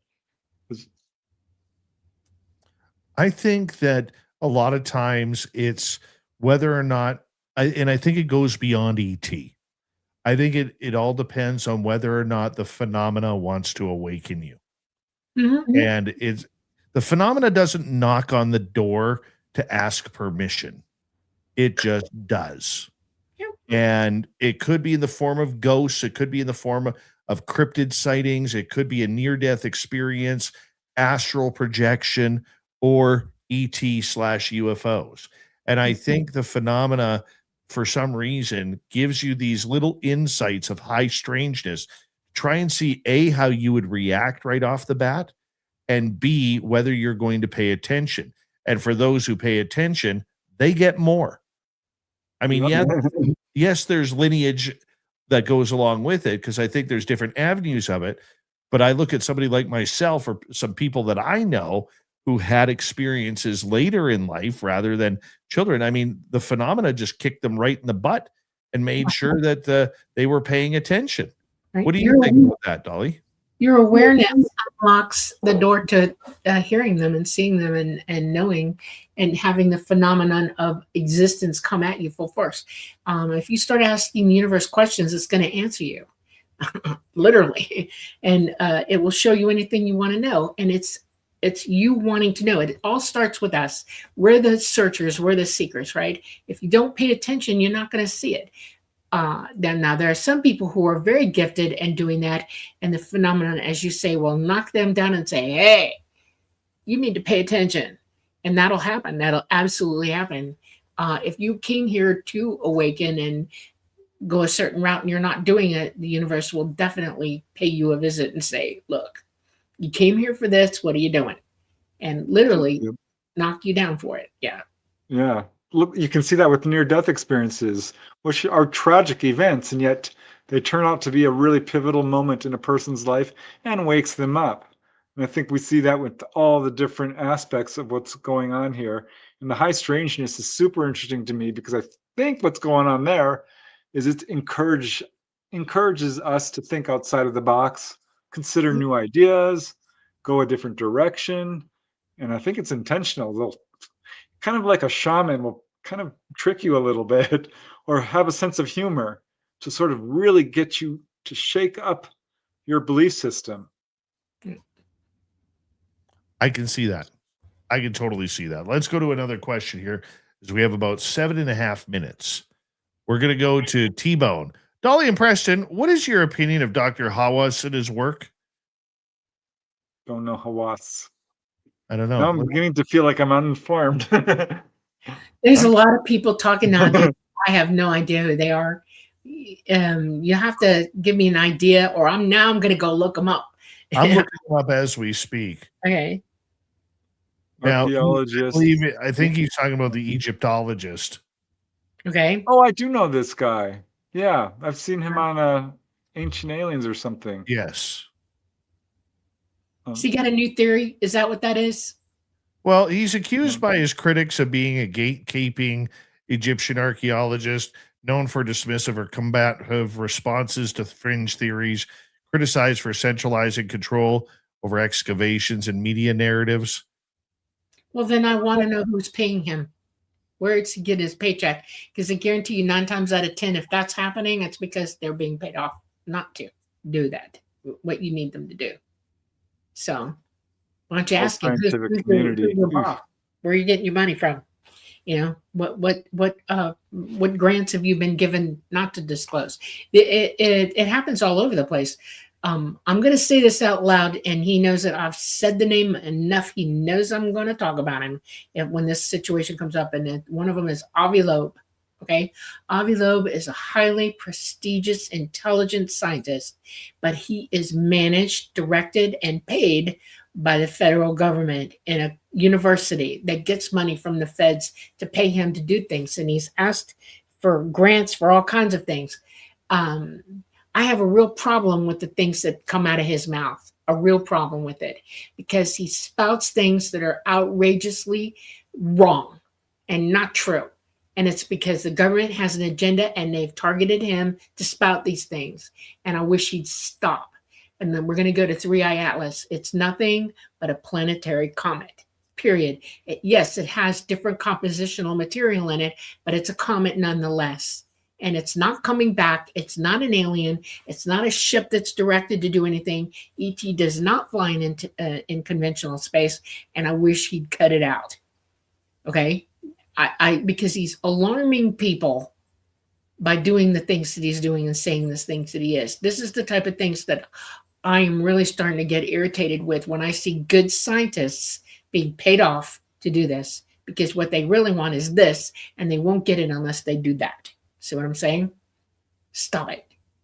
And he's just very up in the front about Michael it. Cremo, he's an archaeologist who talks about that knowledge filtration, how it's very difficult to move any field of science forward because scientists are basically paid off. Yep.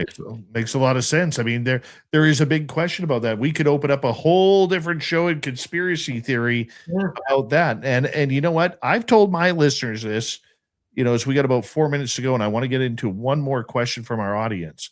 Okay. But I've told my listener this. If you go down the UFO disclosure groups, all of these groups and foundations, you will see a highly suspicious pattern of the same people on different boards of directors for this entire thing. How do you control a narrative? By having the same people involved with every group. That's right. It's very interesting. Let's go to Jules here. Okay. Have any of the people that you've talked about mentioned anything about dark matter or dark energy being used in their realms?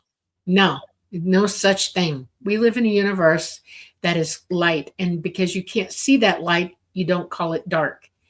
We have eyes that only see a certain range of frequency and light frequency, and until we have better optics so that you can see the true light that's actually there, please stop calling it dark energy. It doesn't exist. It's not composed differently. It's not antimatter. Antimatter does not exist in our universe. It cannot, because of the way it's constructed and the way it operates.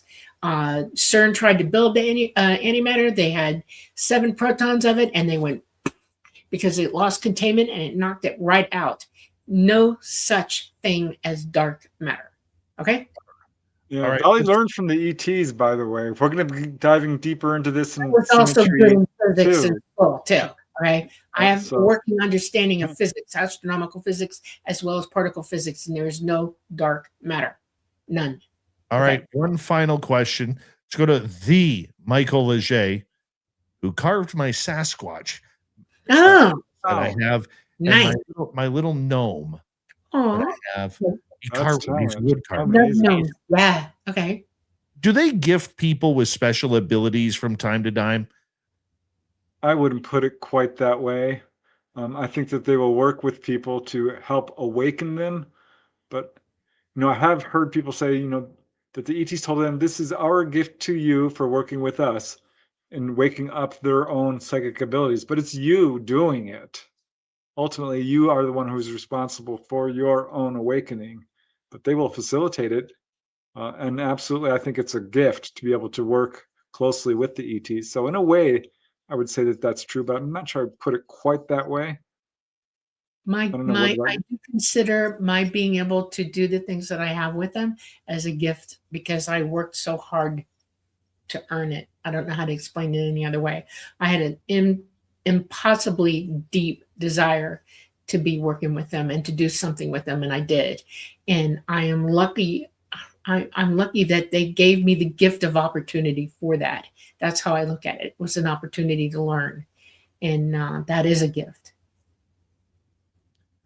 Well, we only have about a minute and a little bit left with both of you tonight. The one thing that I hate about our shows that we all do together is that Yeah. they go by too darn fast.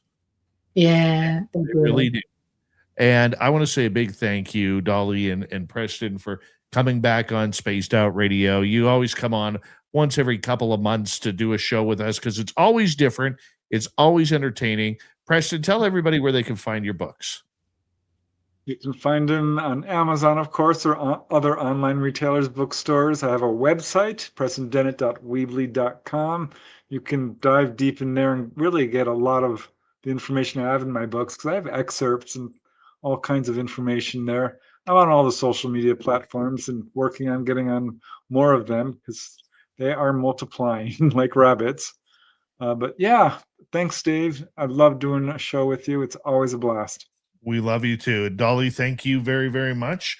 It's Yeah. always a pleasure. Coming up next on Spaced Out Radio, as we say goodnight to Dolly and Preston, we have extra small Lee Strauss and Katie Page joining us for the Q&A. It's always a fun time. Stay tuned. Hour 3 is next. You're listening to Spaced Out Radio with your host, Dave Scott.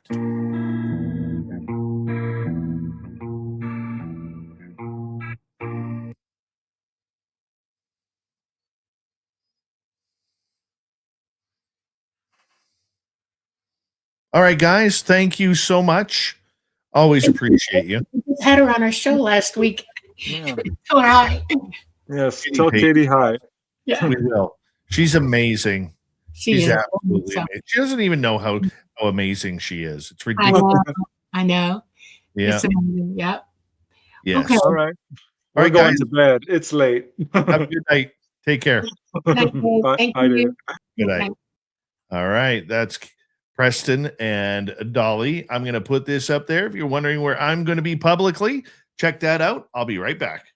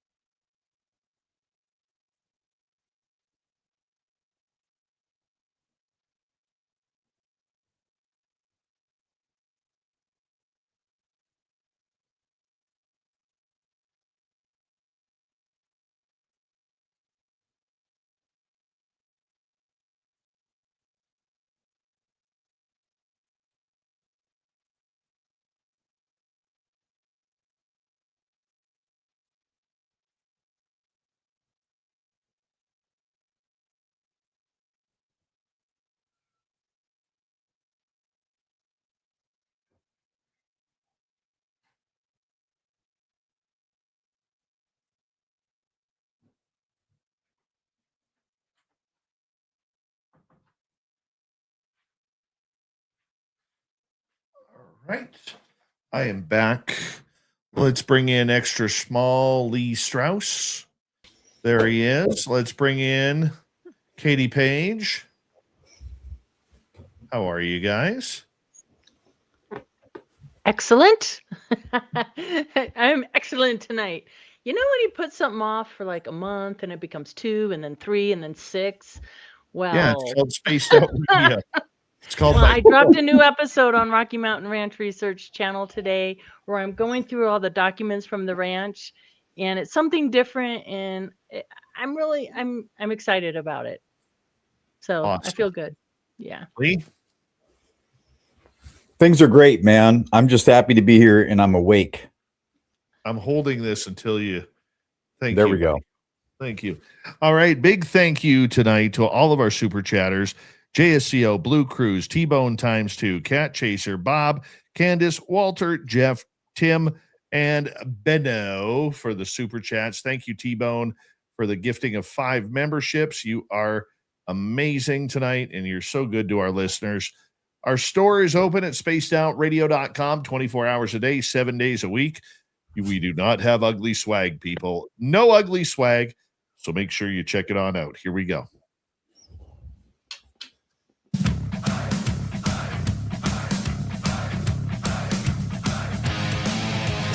We are into the third and final hour of Spaced Out Radio. My name is Dave Scott.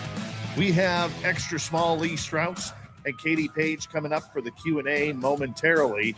But first, we want to say hello to all of you tuning us in on our terrestrial affiliates around North America, digitally on every major podcast network. Our website, spacedoutradio.com. We have a plethora of features for you. Rock out to Bumblefoot, read the news wire, check out our swag as well. You can follow us on X at Spaced Out Radio, Instagram at Spaced Out Radio Show, and on Patreon in the Space Travelers Club.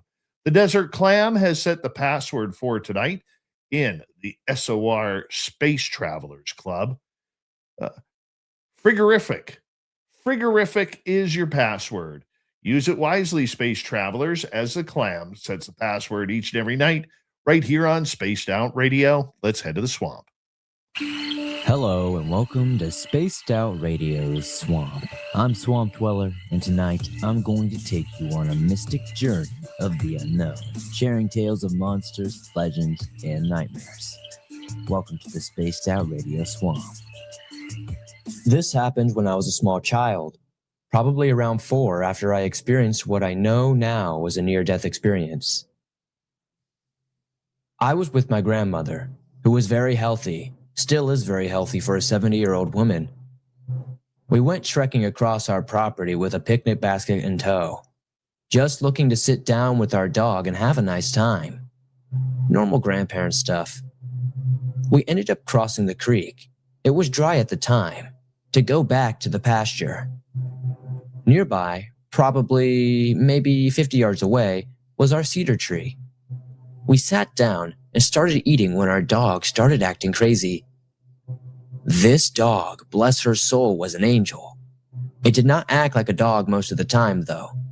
She rarely ever barked, never really jumped, and always acted very polite.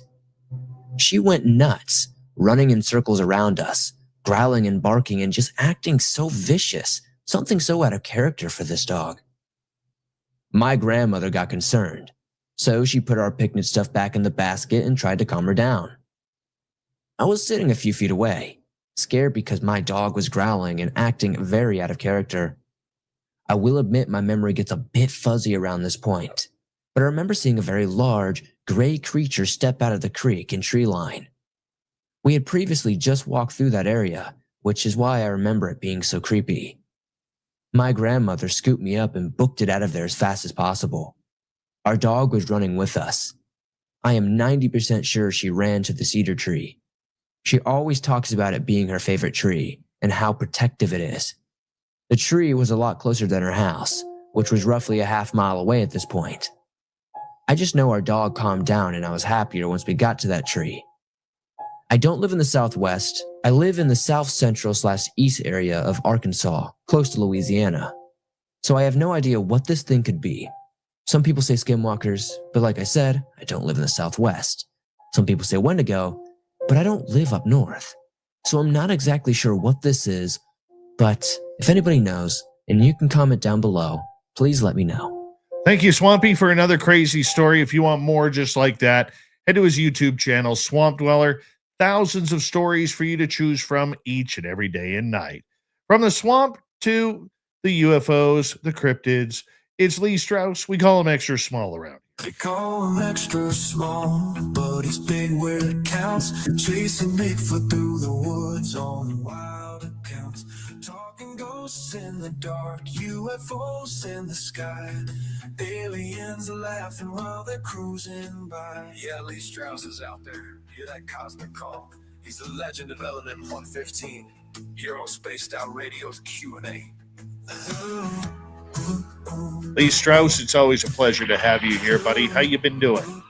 I've been doing good, really good. I got some great news from work today, and I'm just flying high on it right now. So, well, that's awesome. That is awesome. Well, you know who else is awesome? Katie is awesome. Here comes Katie Page. On Spaced Out Radio. Katie will creep us, yeah, it's time for beyond SORC counters.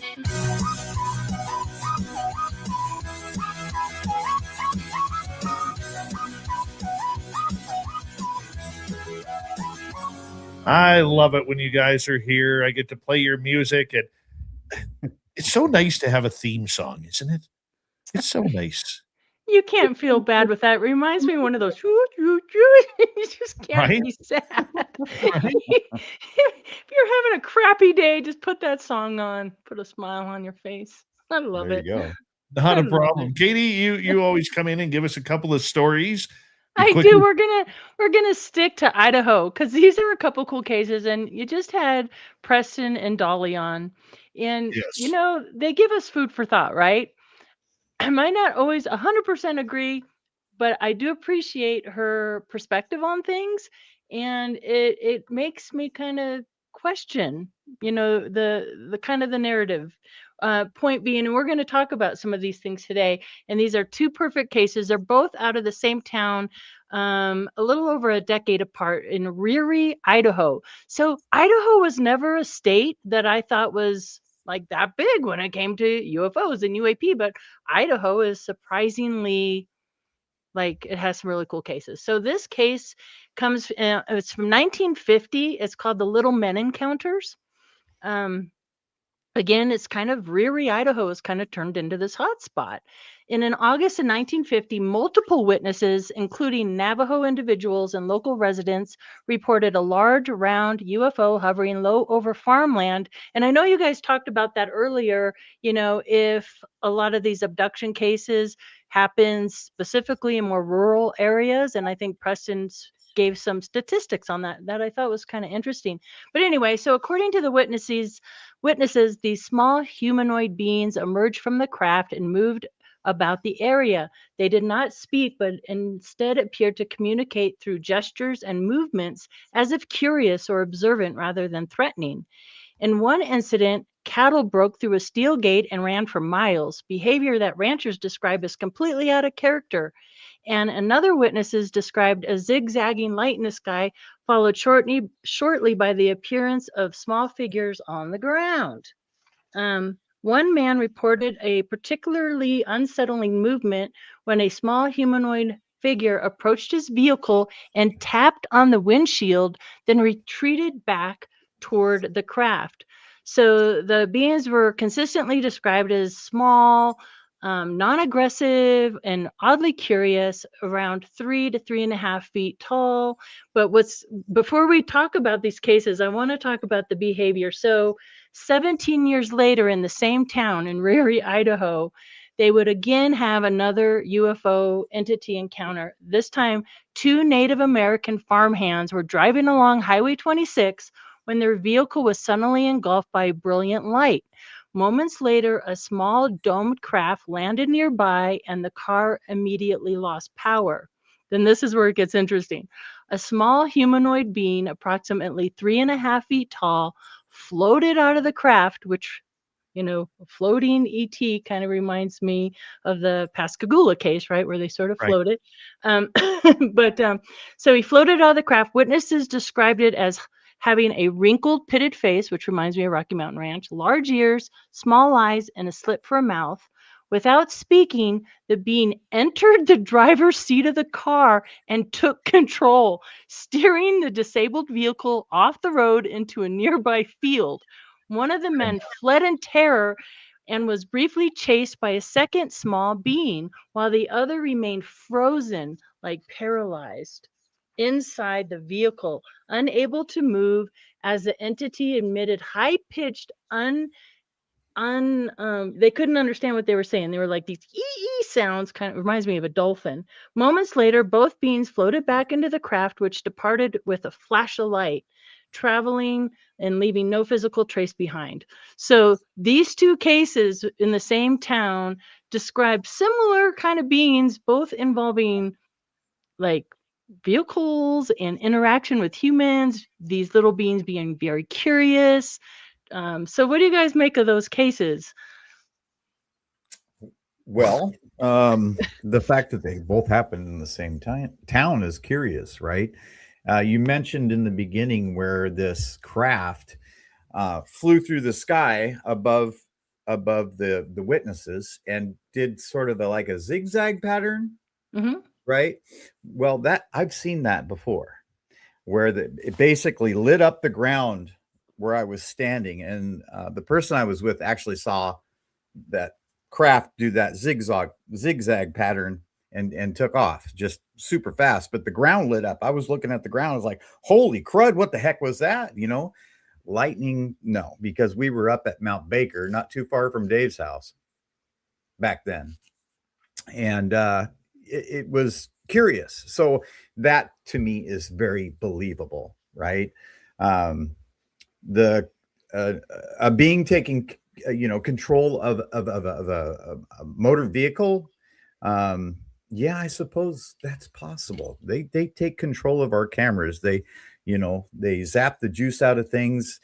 Another buddy of mine had his camera basically turned off, and mine was still filming at the time, and I caught this object in the sky. So we know that they have abilities beyond our understanding.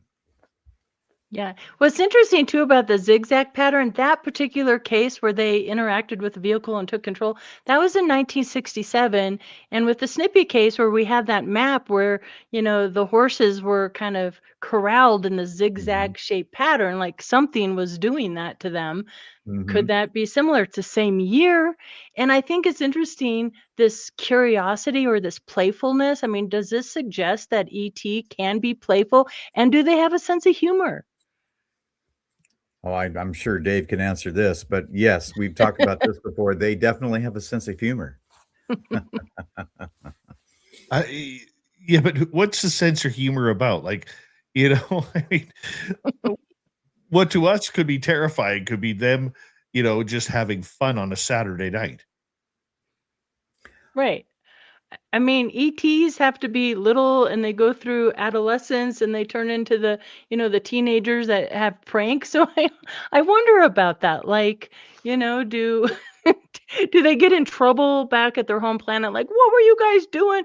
You're not supposed to be that visible. You're tapping on somebody's windshield. Like, do they get in trouble too? I mean, I wonder these things. It's kind of fun to think about that sometimes.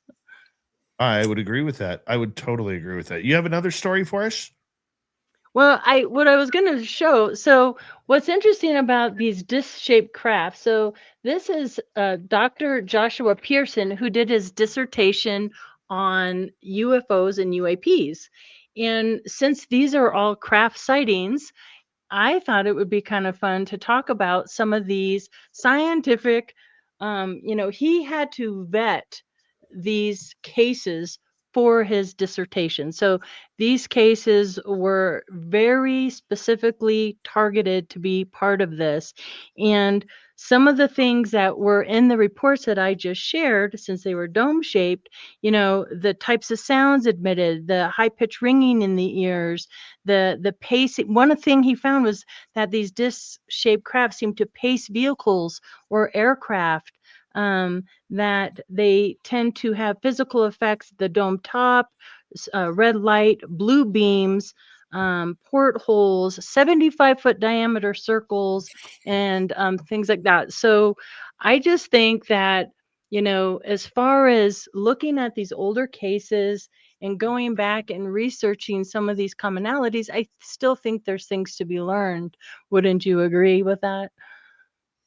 Absolutely, there's things to be learned. The commonalities, for people that have seen these things, that's to us, that is so welcoming, right? I mean, it validates the things that we saw. I mean, so many times with abductees and people that have seen these craft, they're like, did I really see what I saw?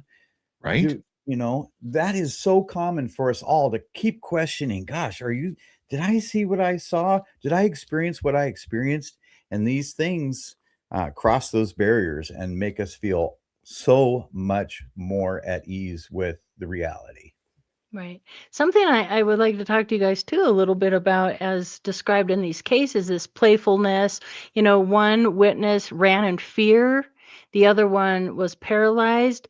But in talking with Dolly and Preston last week on the Light Gate, she explains that these beings are loving and that there's nothing to be feared there. But my counter argument to her, and I don't mind talking about this because I think it's a discussion that needs to be had, that just abductions in general are, you're taking people against their will. That is a fearful act that, or maybe there's some sort of contract written somewhere that we've agreed to contact. What do you guys make of that argument that, maybe we're just perceiving it as fearful and really there's nothing to fear?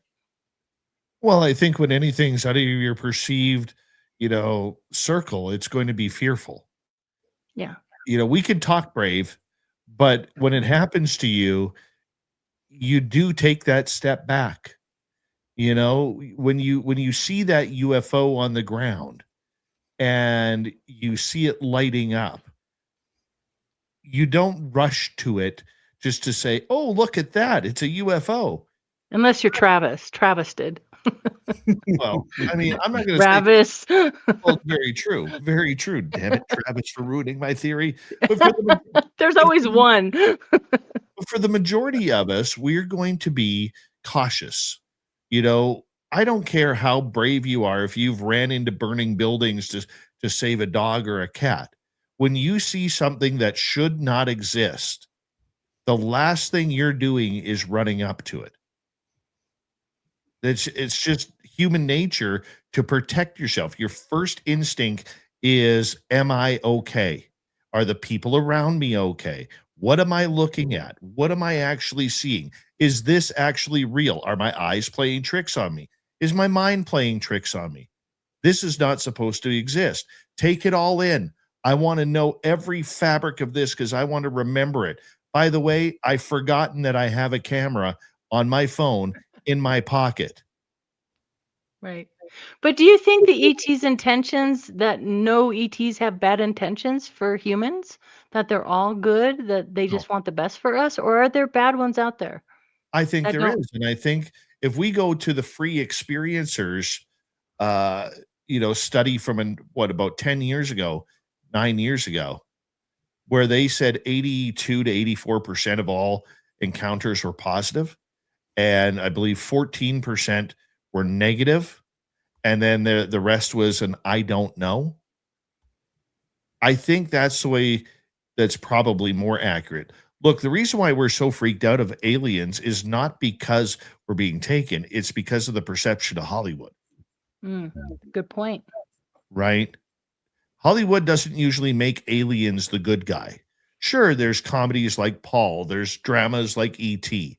or Close Encounters of the Third Kind. But the majority of them, they are here to hurt us. They're here to take out humanity.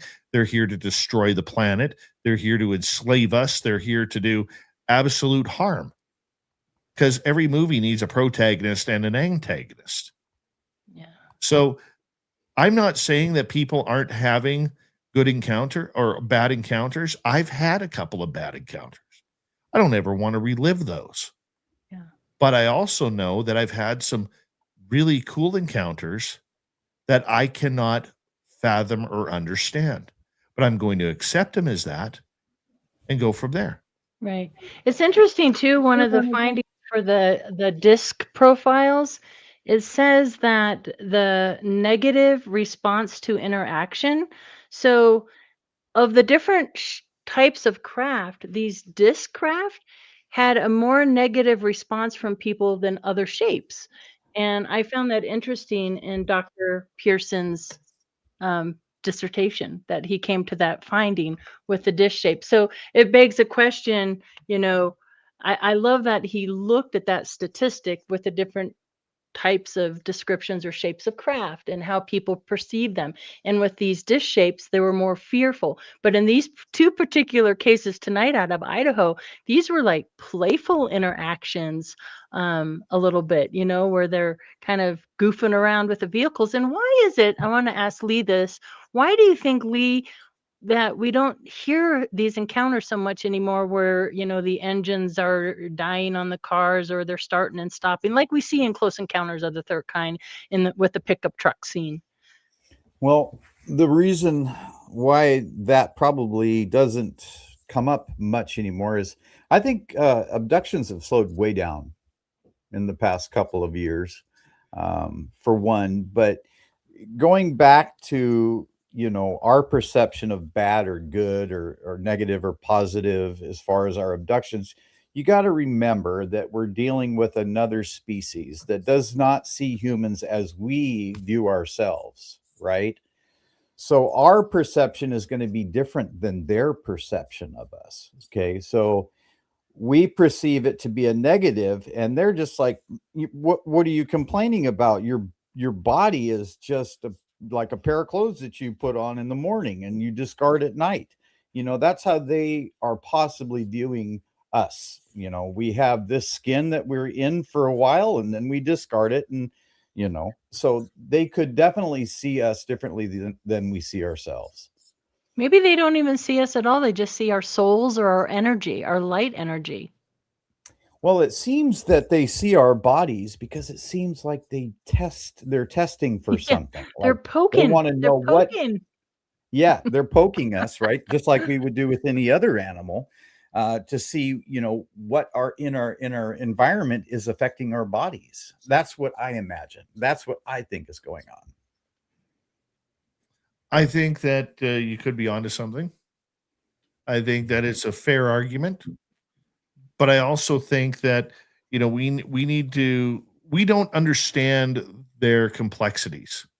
Mm-hmm. I mean, if their head has, let's take the alien grays for instance, if their head has a massive brain in it, okay, and not like an ostrich with the size of a quarter, Mm-hmm. the thoughts that they should be processing, if they're tapped into their brain with everything that they do, would be phenomenal. There's no way we as humans could compute it. They probably Right. did Neuralink like millennia ago. Like they were already like supercomputers. Like, I think about that, like what life is going to be here on Earth in 10, 15, 20 years. And I wonder about that. I mean, we're going to have our phones here. Boom. I heard a study the other day before we get going here that a scientist, and I wish I would have remembered his name, was stating that for the majority of us in our 40s, 50s, and 60s right now, if we can live another 15 years, he believes the science behind living on Earth will see all of us live at least another 50 if we're healthy. 15 years to go. I'm sorry, I didn't mean that. Did I look disappointed? We got to say goodnight to Katie Page. Lee Strauss and I will continue with the final half hour on Spaced Out Radio. This is Spaced Out Radio. your host, Dave Scott.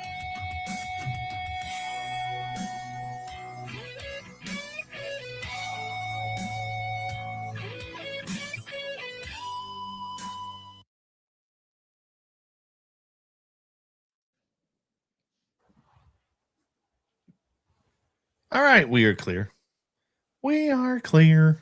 Well, good night, everybody. I didn't mean to seem so disappointed to live another 50 years. That would be great. Oh, yes. How long is the money? Can we get money with that as well so we don't have to stress? Like, Imagine a pension plan. They'll have us working. Government will figure out a way for us to work till 90. They will. I mean, they are. I'm already working till I'm 90, so that's already happening. Mhm. Oh man. All right. Good night, everybody. Good night. All right. You're the Bye. best. Thank you. Katie Page, everybody. She is amazing. Absolutely amazing. Lee Strauss. Sir, What's happening, buddy? we're just here looking sexy as ever. Yeah, we are. Yeah. Yeah, we are.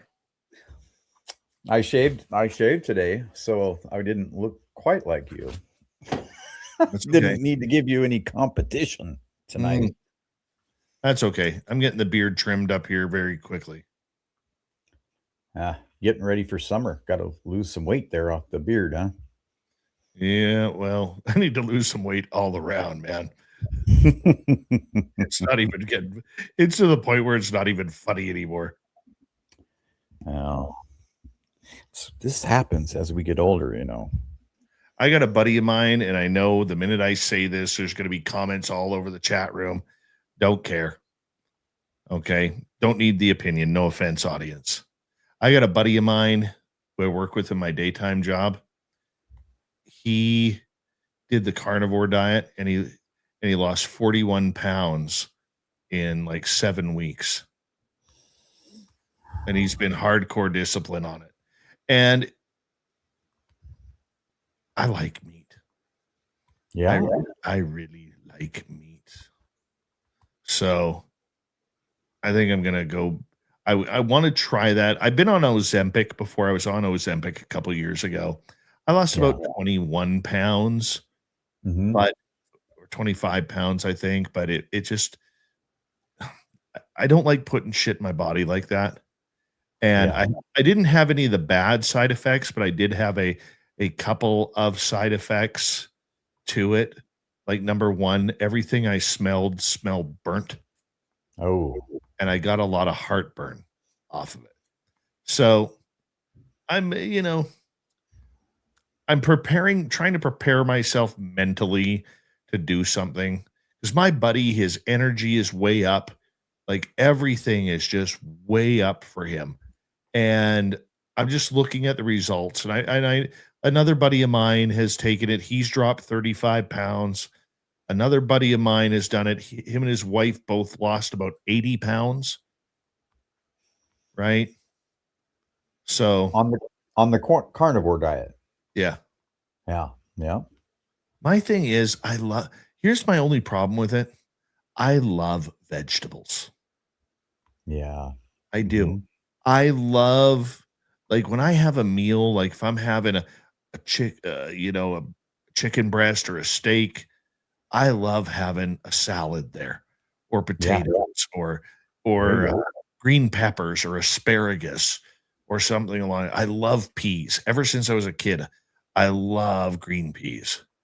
You know, and that's the part I'm struggling with right now. Is that I love vegetables. Yeah, I'm right there with you, man. You know, like, is there anything better than like roasted potatoes, or you get a baked potato and you cover it in sour cream, chives, and bacon bits? That's so good. It is incredibly good. Because I'll tell you right now, I will not eat egg. Like I'll have eggs for breakfast, but dinner time there ain't no eggs there. Right? Because that's breakfast food. That's breakfast food. There'll be no breakfast food on this dinner plate. Uh-huh. Yeah, I've been eating roasts and steak and chicken breast and Oh, that sounds so good. all of that. But I'm always making, like, I love cooked carrots. Oh, Mm-hmm. with a little bit of lemon on there and yeah. some butter. Oh. But I am telling you, I am excited about a nice medium rare steak with hollandaise sauce and shrimp. That's good stuff. That's good stuff right there. Everybody hold on. Warden Dragon, how you doing? Welcome. And we're coming back in like 9 seconds. Thank you to all of our super chatters tonight, including T-Bone, who is massive tonight. Appreciate you, buddy. Here we go.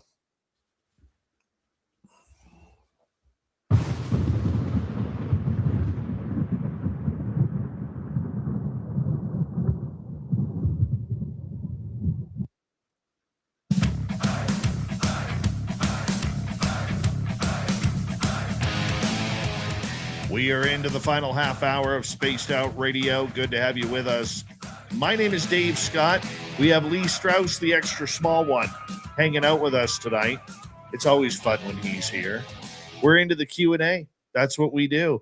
Reminder to all of you, if you've missed most of this show or others, our archives are always free on YouTube or any major podcast network. You know, our website, spacedoutradio.com, is where we hide all our swag. Nothing's ugly there. And we're all over social media, including X at Spaced Out Radio. Let's go to Lee. How you doing, buddy? Oh, just happy as can be to be here, Dave, and I'm awake, which is another big bonus. Well, you know what? I think that we're going to get into some fun subjects tonight. Here's one that I want to get your opinion on. All right.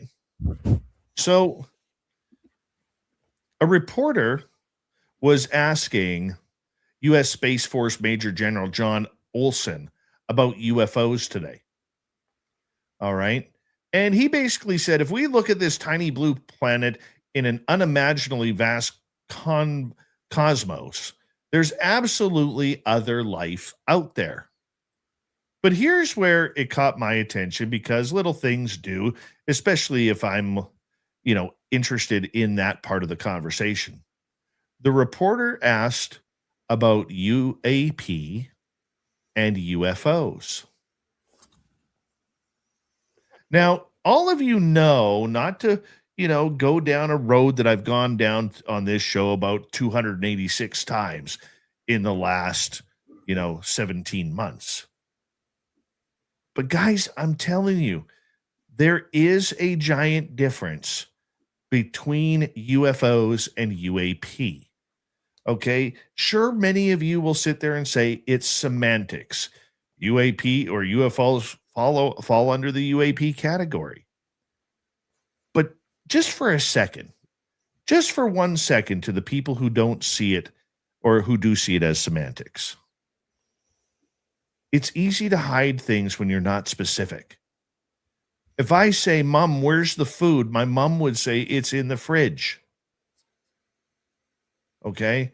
Well, what food are you looking for? Well, I want crackers, craving crackers. Well, are crackers in the fridge? No, they're still food. Mm-hmm.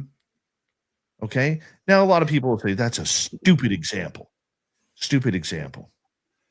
But so far, the one thing that we do know is we are seeing more and more generals, more and more people asking with the topic of separating UFOs and UAP. Lee, what's your thoughts on that? Well, that's becoming more and more standard now. You're seeing that. You're actually seeing the difference. And people like our vice president, for instance, actually said UFO, not UAP. So he was interested in UFOs. So those sorts of things give me hope that we're actually going to see something.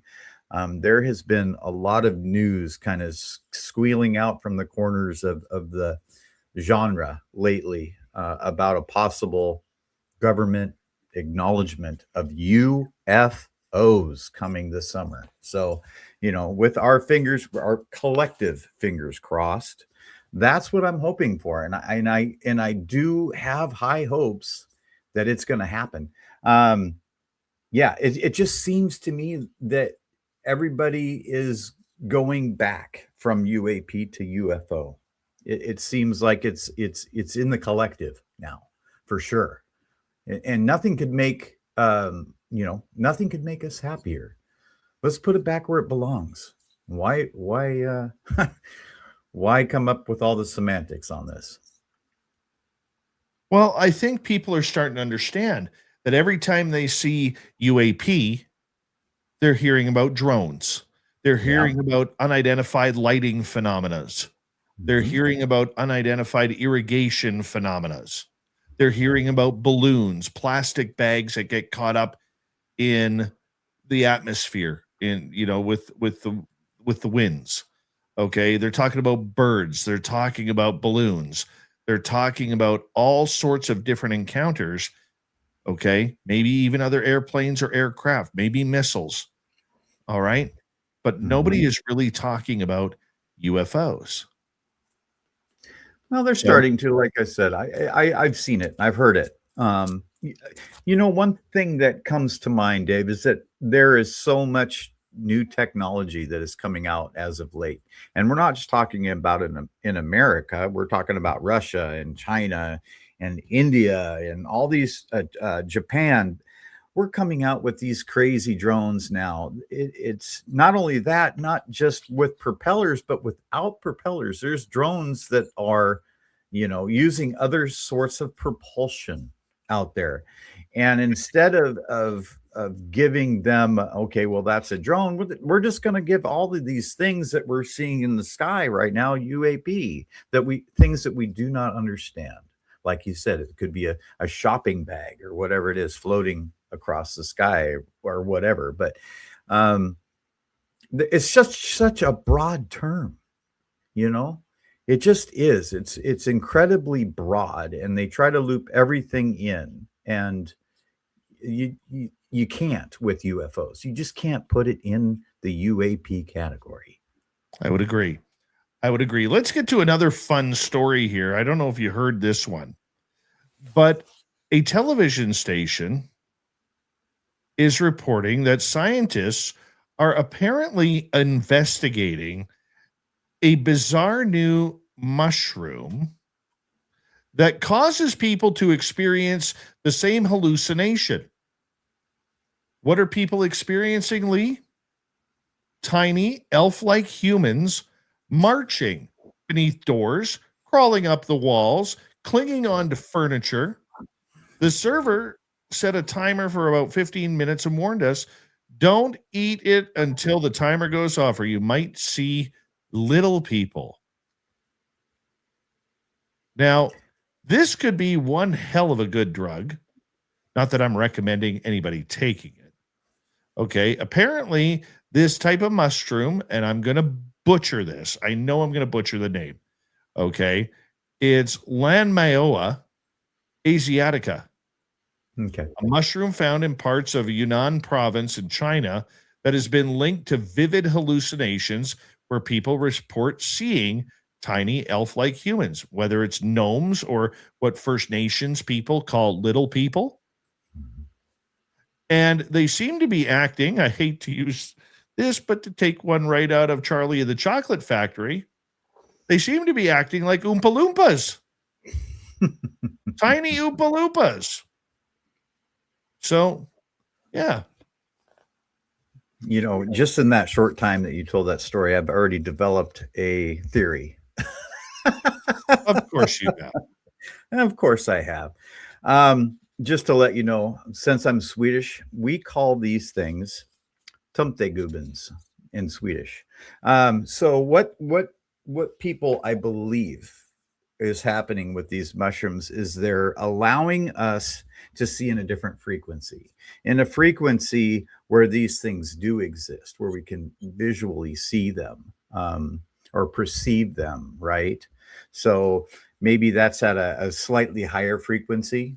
So our mind is perceiving the things that are moving at a little bit of a higher frequency. Everybody's seen their cat. Like, what the heck is that? The cat's looking over there watching something that you can't see. It might be one of these creatures as well. So if there's such a mushroom that is allowing us to see these other frequencies, this makes me think about, where can we go with this? Can we grow another type of mushroom to where we could see the frequency that Sasquatch is in? But the weird part about it is the people who've taken this trip, pun intended, they're all having the same experience. Yes. So it's not like if you try psilocybin, or for English terms, magic mushrooms. I've never, for the record, I've never done them. Okay. But people will talk about going on a psychedelic trip. The colors are brighter. They're all waving, much like, the Beatles video for Lucy in the Sky with Diamonds. Right. And people will talk about even talking to religious figures or, aliens, whatever it may be. Same as ayahuasca. Okay. People do the ayahuasca trip because they feel they're getting in touch more with their spiritual self, their spirit guides, their alien guides, and whatever other type of creature or figment wants to come out and say hello. But on this mushroom, people are experiencing the exact same thing, which is tiny little people. And I like your response to it, which is, you know what?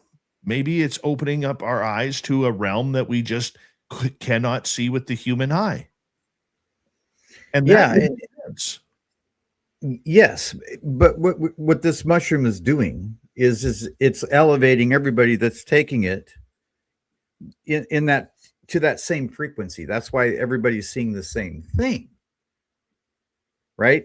Now there's many people that say they've taken psilocybin and they see the same entity. This is pretty common. If you go through YouTube and look it up, that people are saying that they're seeing the same entity over and over and over again. So maybe there's these entities that live on these different frequencies that we don't get to see often. And only by taking these drugs do we get to that place. Could be. Could very well be. I would like to see the little people, man. I'm not gonna lie. As long as they're not stealing, your silverware out of your drawer or things, but you might find that missing sock. Very true. I want to spend about 3 minutes on this next story. And the reason why I'm capping it, because we can go all over the board with it. Okay. And I don't want to go down that road, because what I'm about to say, I don't usually talk about on this show. Oh, here we go. Okay. And that is this. Do you think that now that the Epstein files have been released, and there was some pretty horrific stuff in there on many, many different facets, and I know the chat room and on YouTube is going to go crazy now, giving all their theories. It's political, it's whatever, it's scary. Let's try and stay away from it. But here's my point. Do you see now, maybe, just maybe, because of the big names that were brought in on those 3 million files that were released, that all of a sudden, July 8th, it may be true that President Trump announces that we're not alone? I don't think it's because of the Epstein stuff. I mean, there's a lot of things going on, right? I mean, there's a ton of things going on. Well, let me cut you off right there. Okay. Just hear me out for a second. I agree there's a lot of things going on, but usually when something bad has happened or there's heat in the political realm, they always look for a cover-up. Usually it's, we got to go bomb somebody. Whether it's Libya, whether it's Iraq, whether it's Syria, whatever it may be. Okay. And I'm wondering if there is going to be some sort of race to find the perfect cover-up to take people's minds off again. I don't see it being the Epstein files. I'm going to tell you that right now. If they're going to use the fact that there's ET here, it's going to have to be something bigger, more substantial. I mean, we already knew a lot of these names that were in these files long ago. I mean, they had been talked about for forever, but now, I mean, now the dirt has fallen. There could be a mix of different things that are coming down the pike that are all converging on near that date, and where maybe something is going to be seen that they already know is coming into the solar system, or something like that, and they're going to use it to say, hey, you know what, they've been here for a long time. I don't think it's exactly what you've said, but it's got to be something else. Could be. It's got to be something else. They say that people are so worried about unrest and civil disobedience when that information comes out. In fact, the Bank of England just recently did thought about this as well, and how do we protect ourselves in case the information does come out. And so they started stockpiling more money away in case it does, and which doesn't make any freaking sense to me, why there would be panic in the streets over money, if it's found out that ET has been here the whole time. It makes you wonder. Mm-hmm. It makes you wonder, and maybe that's the story. Maybe that's what this is it. Maybe this is it. We're going to become, instead of being these nation states and whatever, we're going to come together as one planet, one world, and they want to give us all this new ID that they've been talking about. And one way to do that is to make us realize that there's other things out there that are possibly dangerous to us, so they want us to unite as a one single earth, or one nation under whatever on the planet. I think maybe it's a way of control. They'll use that to control us in some other way. Well, you know what? It is interesting indeed. So, Lee, we're going to change subjects again, because I had it this week. I brought this up the other night, okay, which was, I'm getting upset every time I go to fill up my gas tank at like a chain store, okay, and you have to hit no about 47 times just to pump your fuel, because they want to talk about rewards cards. They want to talk about your Costco card. They want to talk about your Air Miles card. And are you using a Visa? Are you using a MasterCard or Amex, or are you going debit, or do you need a receipt? Okay. The last thing I need in my life is smart gas pumps. The only thing I care about on a gas pump is to hold the handle up and then place that little clicky thing down, so that way I could take my hand off the handle. That's all I want. So that's my pet peeve. But you know where it's invaded now? Fast food restaurants. I know you don't eat a lot of fast food because you're one of them healthy people. Okay. Our new McDonald's opened up. We finally got a McDonald's in my town. You go to the drive-thru now, and it's not, hi, welcome to McDonald's. How may I help you? Or how can I please take your order? No, the first thing they say when you get to the window is, hi, do you have a rewards card? No, I want a Big Mac, or I want a quarter pounder with cheese, because I know I can't order ice cream. Your ice cream machine, even though your store is brand new, is probably broken. I want a milkshake, or I want something. I'm tired of being hit with rewards. Okay. Especially all these rewards that never pay off. And I learned my lesson, Lee. I made the mistake of getting a credit card with like Air Mile rewards. Okay. Then you realize that all of these rewards, if you want If you want one of them air mile cards or travel rewards cards or whatever, you're paying the highest interest rate possible for those. And literally, you could have like 500,000 rewards, and it's going to get you as far as Vancouver to Seattle. So you spent all that money, thousands of dollars on that card to get you from Vancouver to Seattle, which you could drive in 2 hours or a 30-minute flight. I'm upset. Just give me what I need. I'm tired of rewards and show me this card, show me that card. Tired of it. The big push for that, Dave, is they want to track what you're buying, and that way they can sell that information off.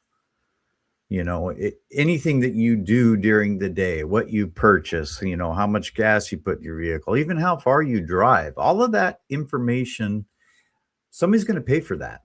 And that's why those cards that we use all the time, it tracks all that data, and then these companies can sell that data off to figure out how to mess with you later on to get you to purchase something else that you might want. So it's a gimmick, right?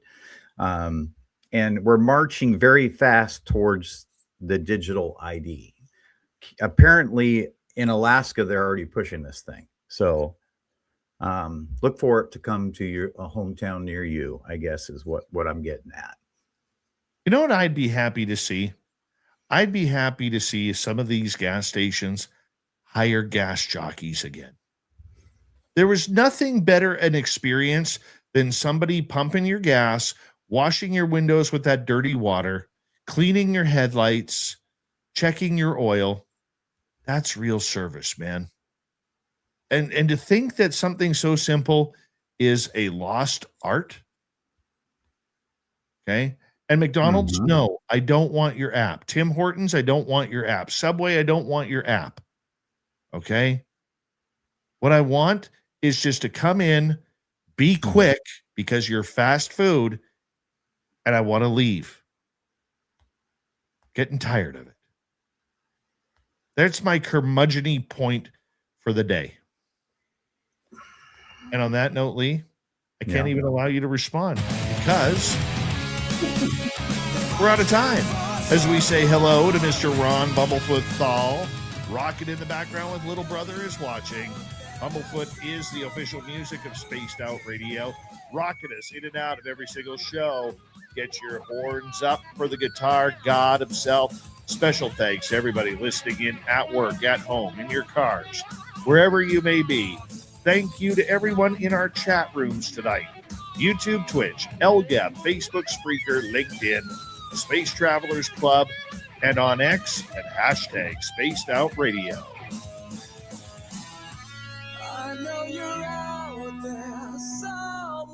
Remember, this show is copyright by Spaced Out Radio and Bigfoot Broadcasting Limited.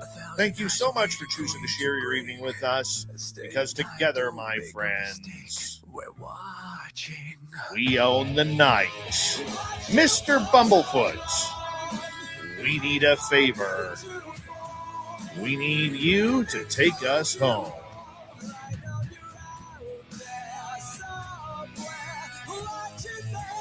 Yes, the Woo train has docked for the night, but soon, my friends, we shall ride again. Your seats are always available. Your tickets never expire. And if you want to bring a friend, we've got room for them too. Good night, everybody.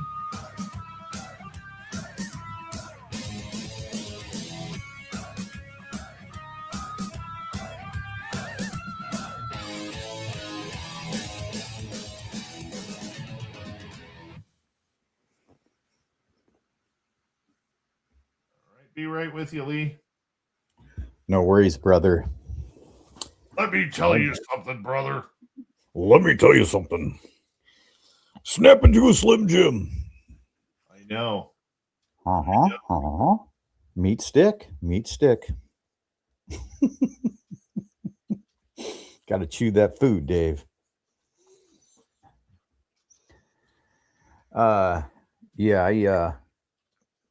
We mentioned Epstein, and the one thing I want to say about him is that I think he's still alive, and he's probably on his little island down there. I don't remember. It was like Whatever it may be, it's still what I read today, and I don't want to go in depth because you yes, can go find it on X or whatever. I don't get disgusted very much.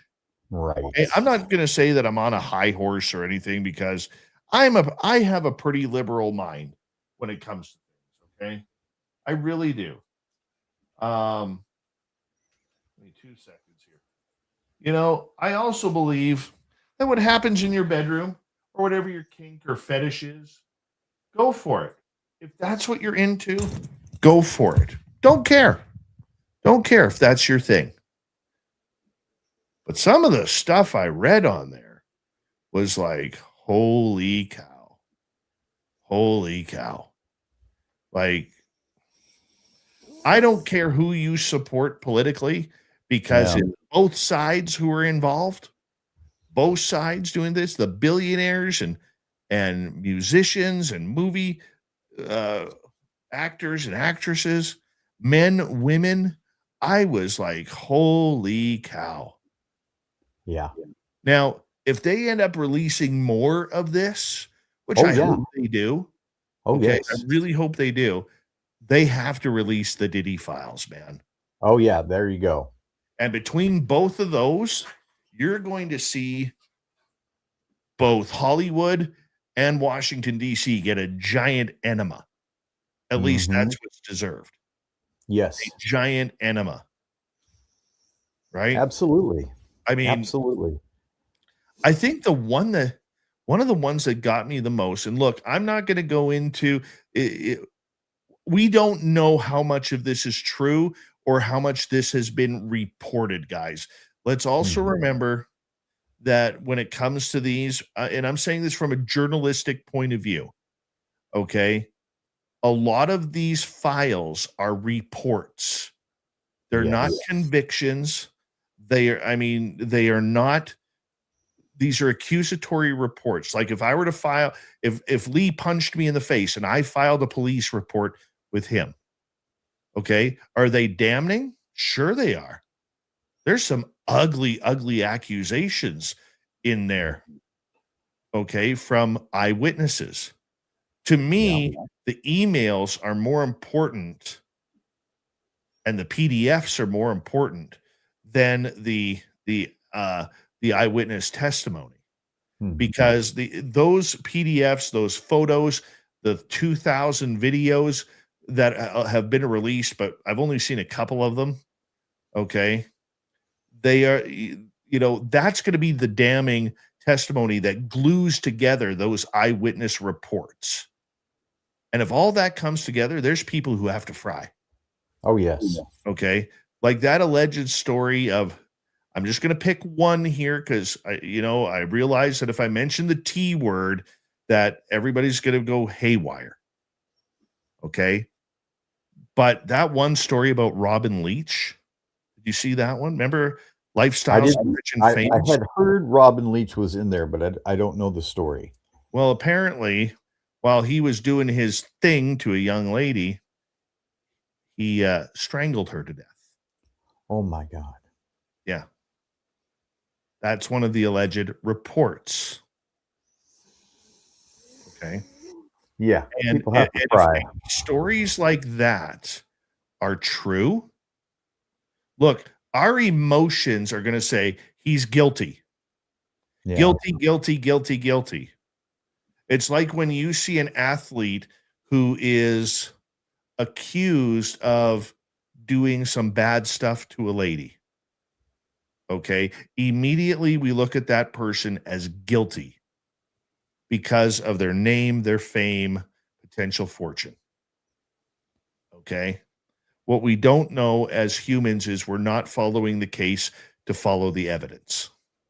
Okay. What has been produced, what has been shown as evidence. And look, I'm not trying to take a higher road that I'm better in thinking about this, but when it comes to things like this, it is so important for us to have critical thinking, Mm-hmm. critical judgment, because there are people on that list who may have done nothing, but they are going to get their careers ruined because their name popped up in an email or in an accusation.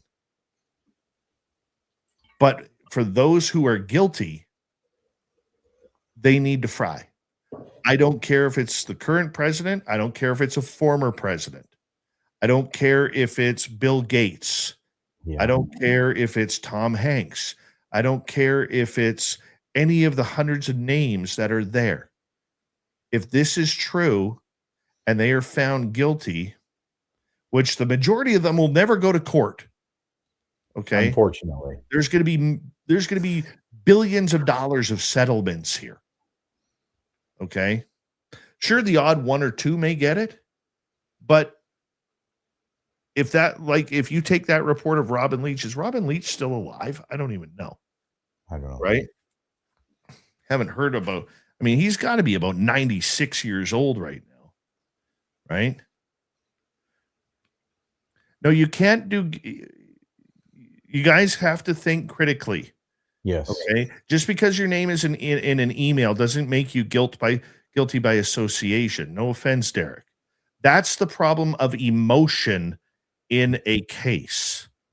Until it is proven that it happened beyond a reasonable doubt in a court of law, everybody is innocent until proven guilty. And guys, I'm not taking sides on this. Okay. What I read was, I was horrified that if that happened to my daughter, I would be hunting some of these people down. Okay. My life means nothing until I hunt this person down. Okay. Especially for some of those young ladies who were allegedly taken out. Right? For whatever the reason may be. But we have to be careful with it. All right? We have to be careful. Use your critical thinking. You guys are so smart. Don't use your emotion because you hate Trump or you hate Elon Musk or you hate Bill Clinton or you hate Barack Obama. It doesn't matter. Your feelings mean nothing.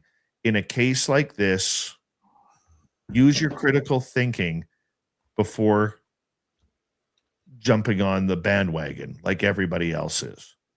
You're smart. You guys know what you're doing. But man, oh my God, I'm going to have to binge dive on this because it was disgusting. It was disgusting.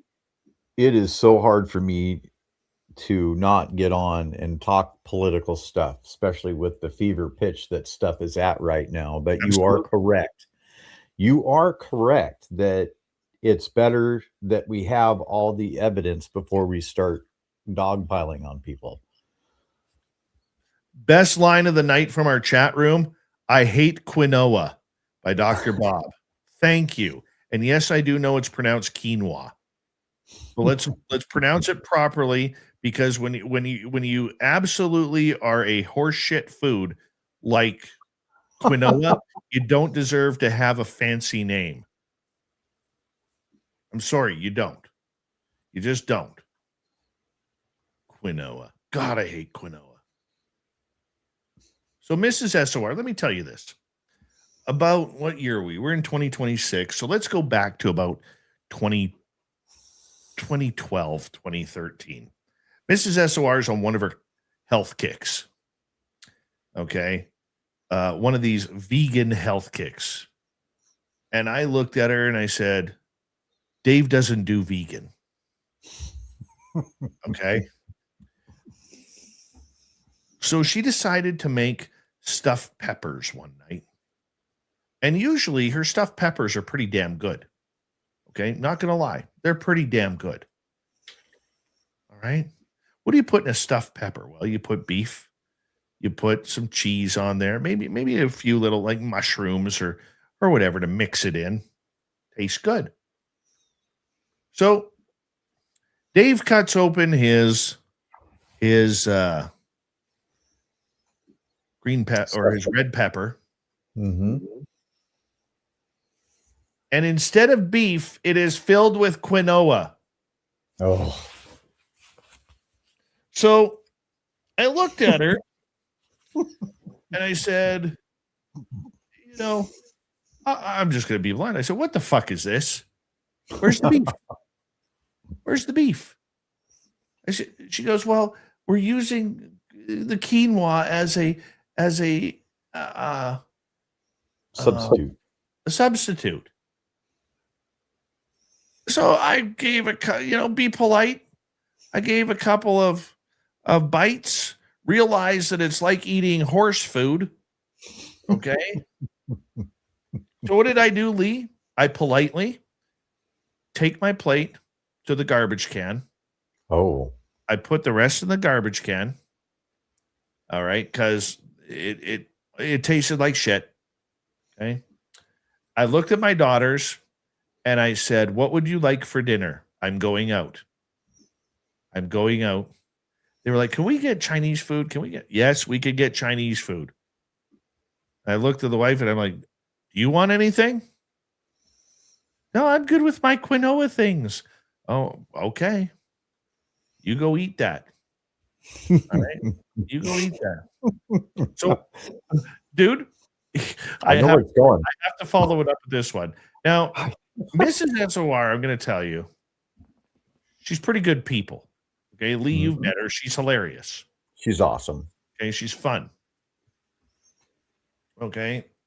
So shortly after that, she's all excited. I get this is literally a couple weeks after the quinoa incident. I get home. I get a phone call from work. She goes, I'm excited for you to get home. I made you shepherd's pie. Now, Dave loves a good shepherd's pie. Okay. There is something wholesome about eating a shepherd's pie. It's freaking great. Okay. And if you don't like shepherd's pie, we can't be friends. That's how serious I am about the shepherd's pie. All right. I get home. She takes the shepherd's pie out of the oven, and I go to dig in. And I dig in with the spoon. I take the first spoon, a big clump of mashed potatoes on my spoon, and I put it on my plate. And I look down and I'm like, huh, something ain't adding up here.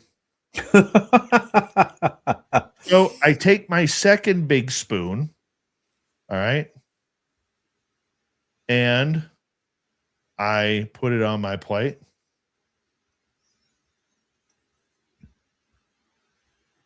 Where's the beef? And she's like, well, I didn't put it in because we're doing this vegan thing. And I said, where is the beef? You can't have a shepherd's pie without the beef. And then I took another scoop, and there was literally, like, I picked up and it's in a clear casserole dish. I pick it up. There's like 2 mushrooms on the bottom of this thing. 2 mushrooms. I looked at her and I said, how do you have shepherd's pie without any meat? I said, all you did was make mashed potatoes. So she starts laughing. She's like, I'm sorry. I said, 2 mushrooms? You couldn't afford a third? Bag in the fridge. You literally cut 2 slices of mushrooms off of 1 mushroom. What happened to the rest of the mushroom? It's not even under the potatoes, right? So, once again, daughters, who's hungry? We're going back out. Oh, God. Oh, those are good memories. So tell me this, Dave. Yeah. When you got back with the Chinese food, did she snack on some of that? I think I got her some. Yeah. I think it was down. It was down there where, you're just about to order and all of a sudden the phone rings. Yep. Yeah. Yep. Yeah. At least there's no quinoa this time. Oh, the quinoa. Well, my stuffed peppers that my mom used to make me. Green pepper, red pepper, yellow pepper, orange pepper, whatever. Uh-huh. She would always stuff them with Spanish rice. Oh, that's good No stuff. meat. No meat, Dave. No cheese. Oh, no. Spanish rice. Oh, no. No, thank you. No, not What happening here. What food have you been ruined by? That's you it. Just you just cannot eat it again. Spanish rice. And there's one other thing that I just cannot stomach. Oh, it's with the elbow noodles. Oh, macaroni noodles? Yes, it's with that, but it has meat. Oh, grosses me and out. peas and other stuff in it. Goulash. I can't handle goulash. You know what it is for me? Pork chops. Huh. Pork chops. Can't do it. Have you had them in mushroom soup? Pork chops and boiled potatoes. Can't do it. No. And on a side note, I cannot do pierogies. But it's for a different reason. I'm Ukrainian by heritage. My grandmother is fully Ukrainian. Okay, even though she was born in Canada. Okay. But she made the best pierogies, man. I could not stomach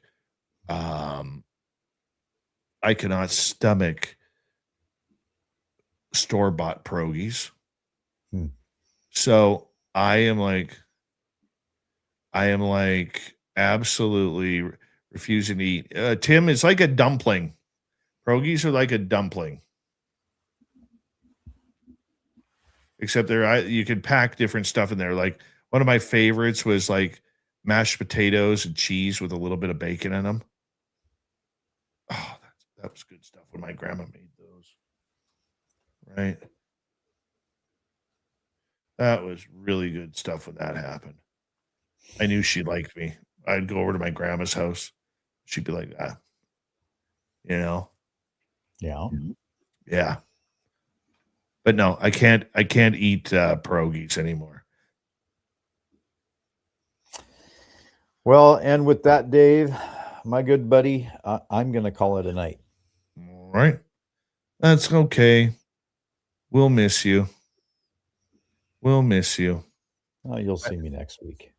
I know. But either way, we will miss you until then, my friend. Yes, we will miss you until then. It's because you're extra small, Lee Strauss. My friend, always a hat tip for you. To the rest of you, I will be, don't forget Dirty Filth's show tomorrow, starting at 2 p.m. Pacific, 3 p.m. Mountain, 4 p.m. Central, 5 p.m. Eastern, for 1 hour, where he's going to draw a cartoon for you, and you can have a little chat with Dirty Filth. And make sure when you see him, you type in the chat room, "Hello, Dirty," just with that kind of attitude. "Hello, Dirty," and he'll say to you, "Hello, Lee." Right? He'll do it. He will. Yeah.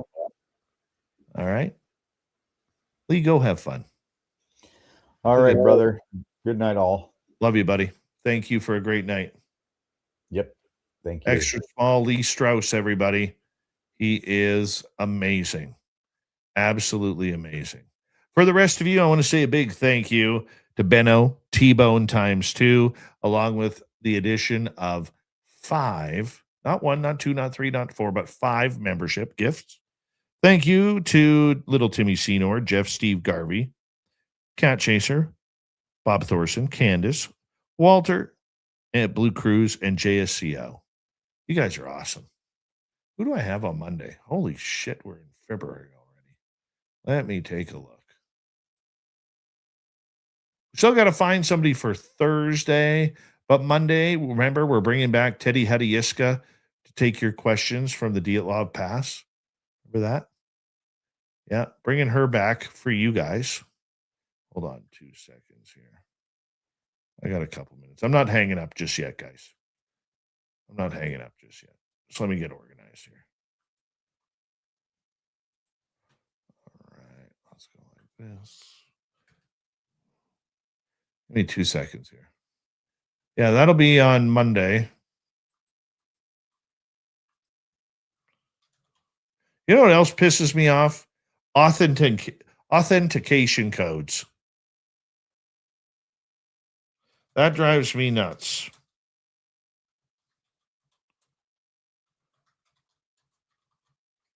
I hate authentication codes. Whoever created that spawn of hell, okay? If you want to be titled an asshole for the rest of your life, you're probably the person who invented authentication codes.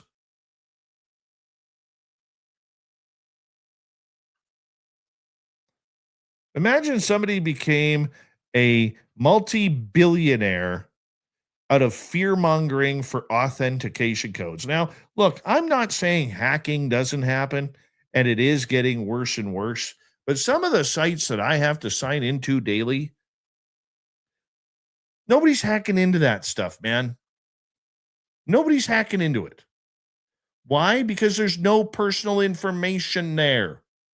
But these jerks are doing it. Hold on. I got to fix this. Come on. That was going to bug me. I'll just shut this part down. There we go. But authenticate. Now, why is my camera? Come on back. There you go. Okay. But authentication codes. Okay. The people who invented that, I hope you stub your toe every single night before you go to bed. Right? I hope before you sit down on the toilet seat, someone previous to you peed on it. That's what I think of these idiots who created the authentication codes. My frustration is making them laugh all the way to the bank. That's why I don't want you guys to buy into the bullshit of things like the threat narrative of UFOs when there's never been a threat. Okay? Okay, because fear sells. Fear creates billionaires. And look, I'm all for capitalism, guys. I'm a centrist. Politically, I am a centrist. Okay? But I am all for capitalism and people making money. I want each and every one of you to make as much money as you can to enjoy your life rather than being a slave to the grind. Okay? I do. I want you to pay lower taxes. I want you to enjoy your vacations that you should have. And I strongly believe somebody should have at least 2 vacations a year and a couple of weekend getaways. Okay? I'm a capitalist that way. But this fear-mongering BS that keeps going on, all right, I'm done with it. I'm sick of authentication codes. Right? Totally sick of it. It just pisses me off. Just pisses me off big time.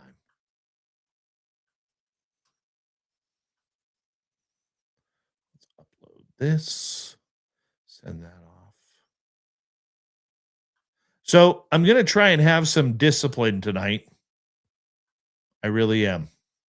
See, usually after the show, because for those of you who don't know, I work about 15 hours a day. Okay? And that's the truth. This is my schedule. If you don't know my schedule, and I'm not looking for sympathy here, okay? Because Lord knows this is Dave made. I could change it if I wanted. I get up at 7 a.m. I'm at work for 8:15. Even though I start at 8:30, I now have to be there for 8:15. I'm there until 5, usually 5, 5:15, 5:30. So that's 9 hours. Hi, Magnus for Magnuson. I come home for a couple of hours, and then I go into this studio from 7:30 to about 12:30, 1 o'clock in the morning. But what I was getting in a habit of, and I've always had, you have your before bed snack. I got to end that. I got to do that fasting stuff from like after I eat dinner until the morning.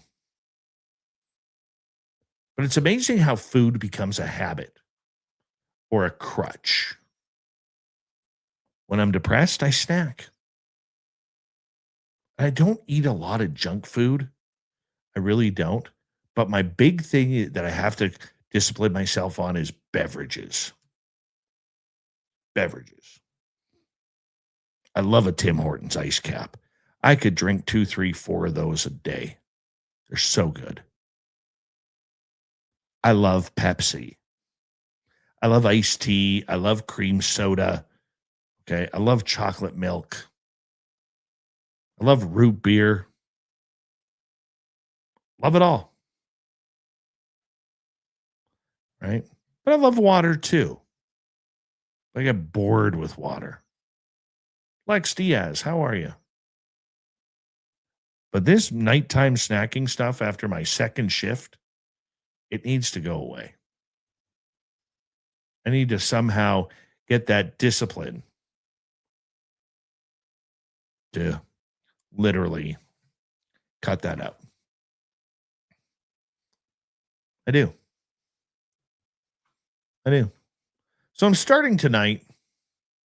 I don't know how long it's going to go. I'm not putting any expectation on it that this is going to last me a lifetime. I'm going to do this all the time, and then I'm going to get a gym membership and be one of those annoying people. You got to go to the gym, bro. Why aren't you at the gym right now? Why are you having fun? Why are you eating that pretzel? You know what I'm talking about? Tone Tech, I fully agree with you on that. Mine too. So I'm going to try it. I have to gain more discipline. Because that's what it is. Because when you're not eating right, your head gets foggy. I get a lot of foggy head because I work so much. So I got to try something. Right?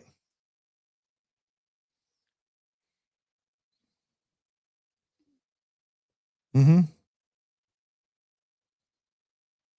going to try it.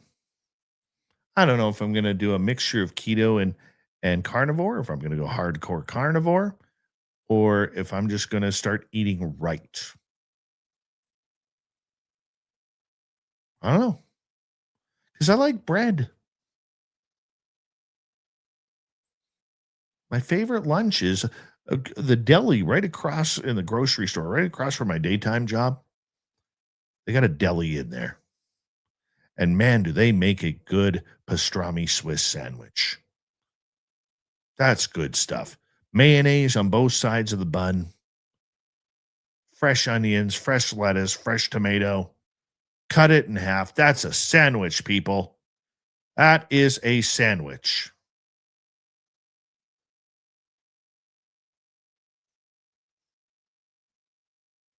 I got to do something. I do. Mainly for the sake of my son.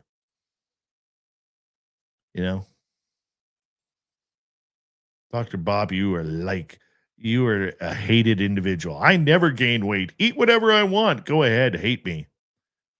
I work with a person like that. She can eat whatever she wants, and she's still 5'2" and 100 pounds.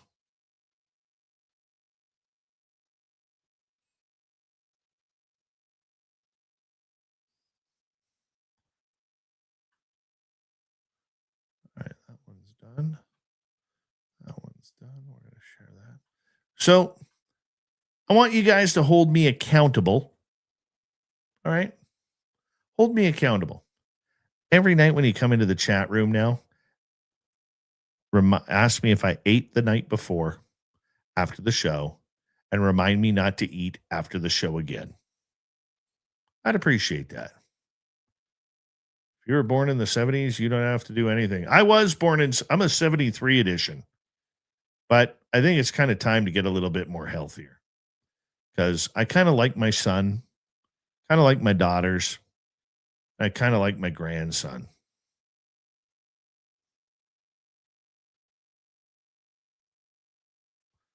Yeah. I'm going to be honest. He calls me Papa.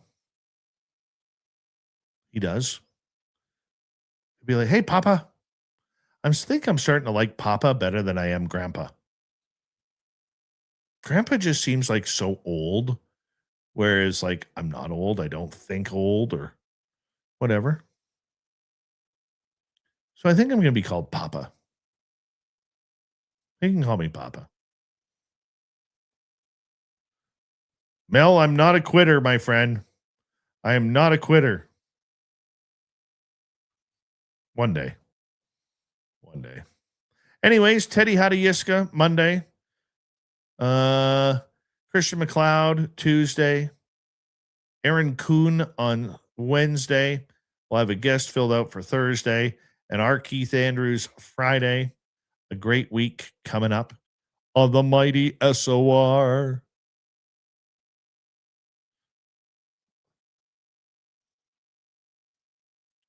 All right. Anyways, you guys have a good night. Love y'all. We'll see you soon. Have a good one. Bye. Hit subscribe, ring that bell, leave a comment after the show. Thank you.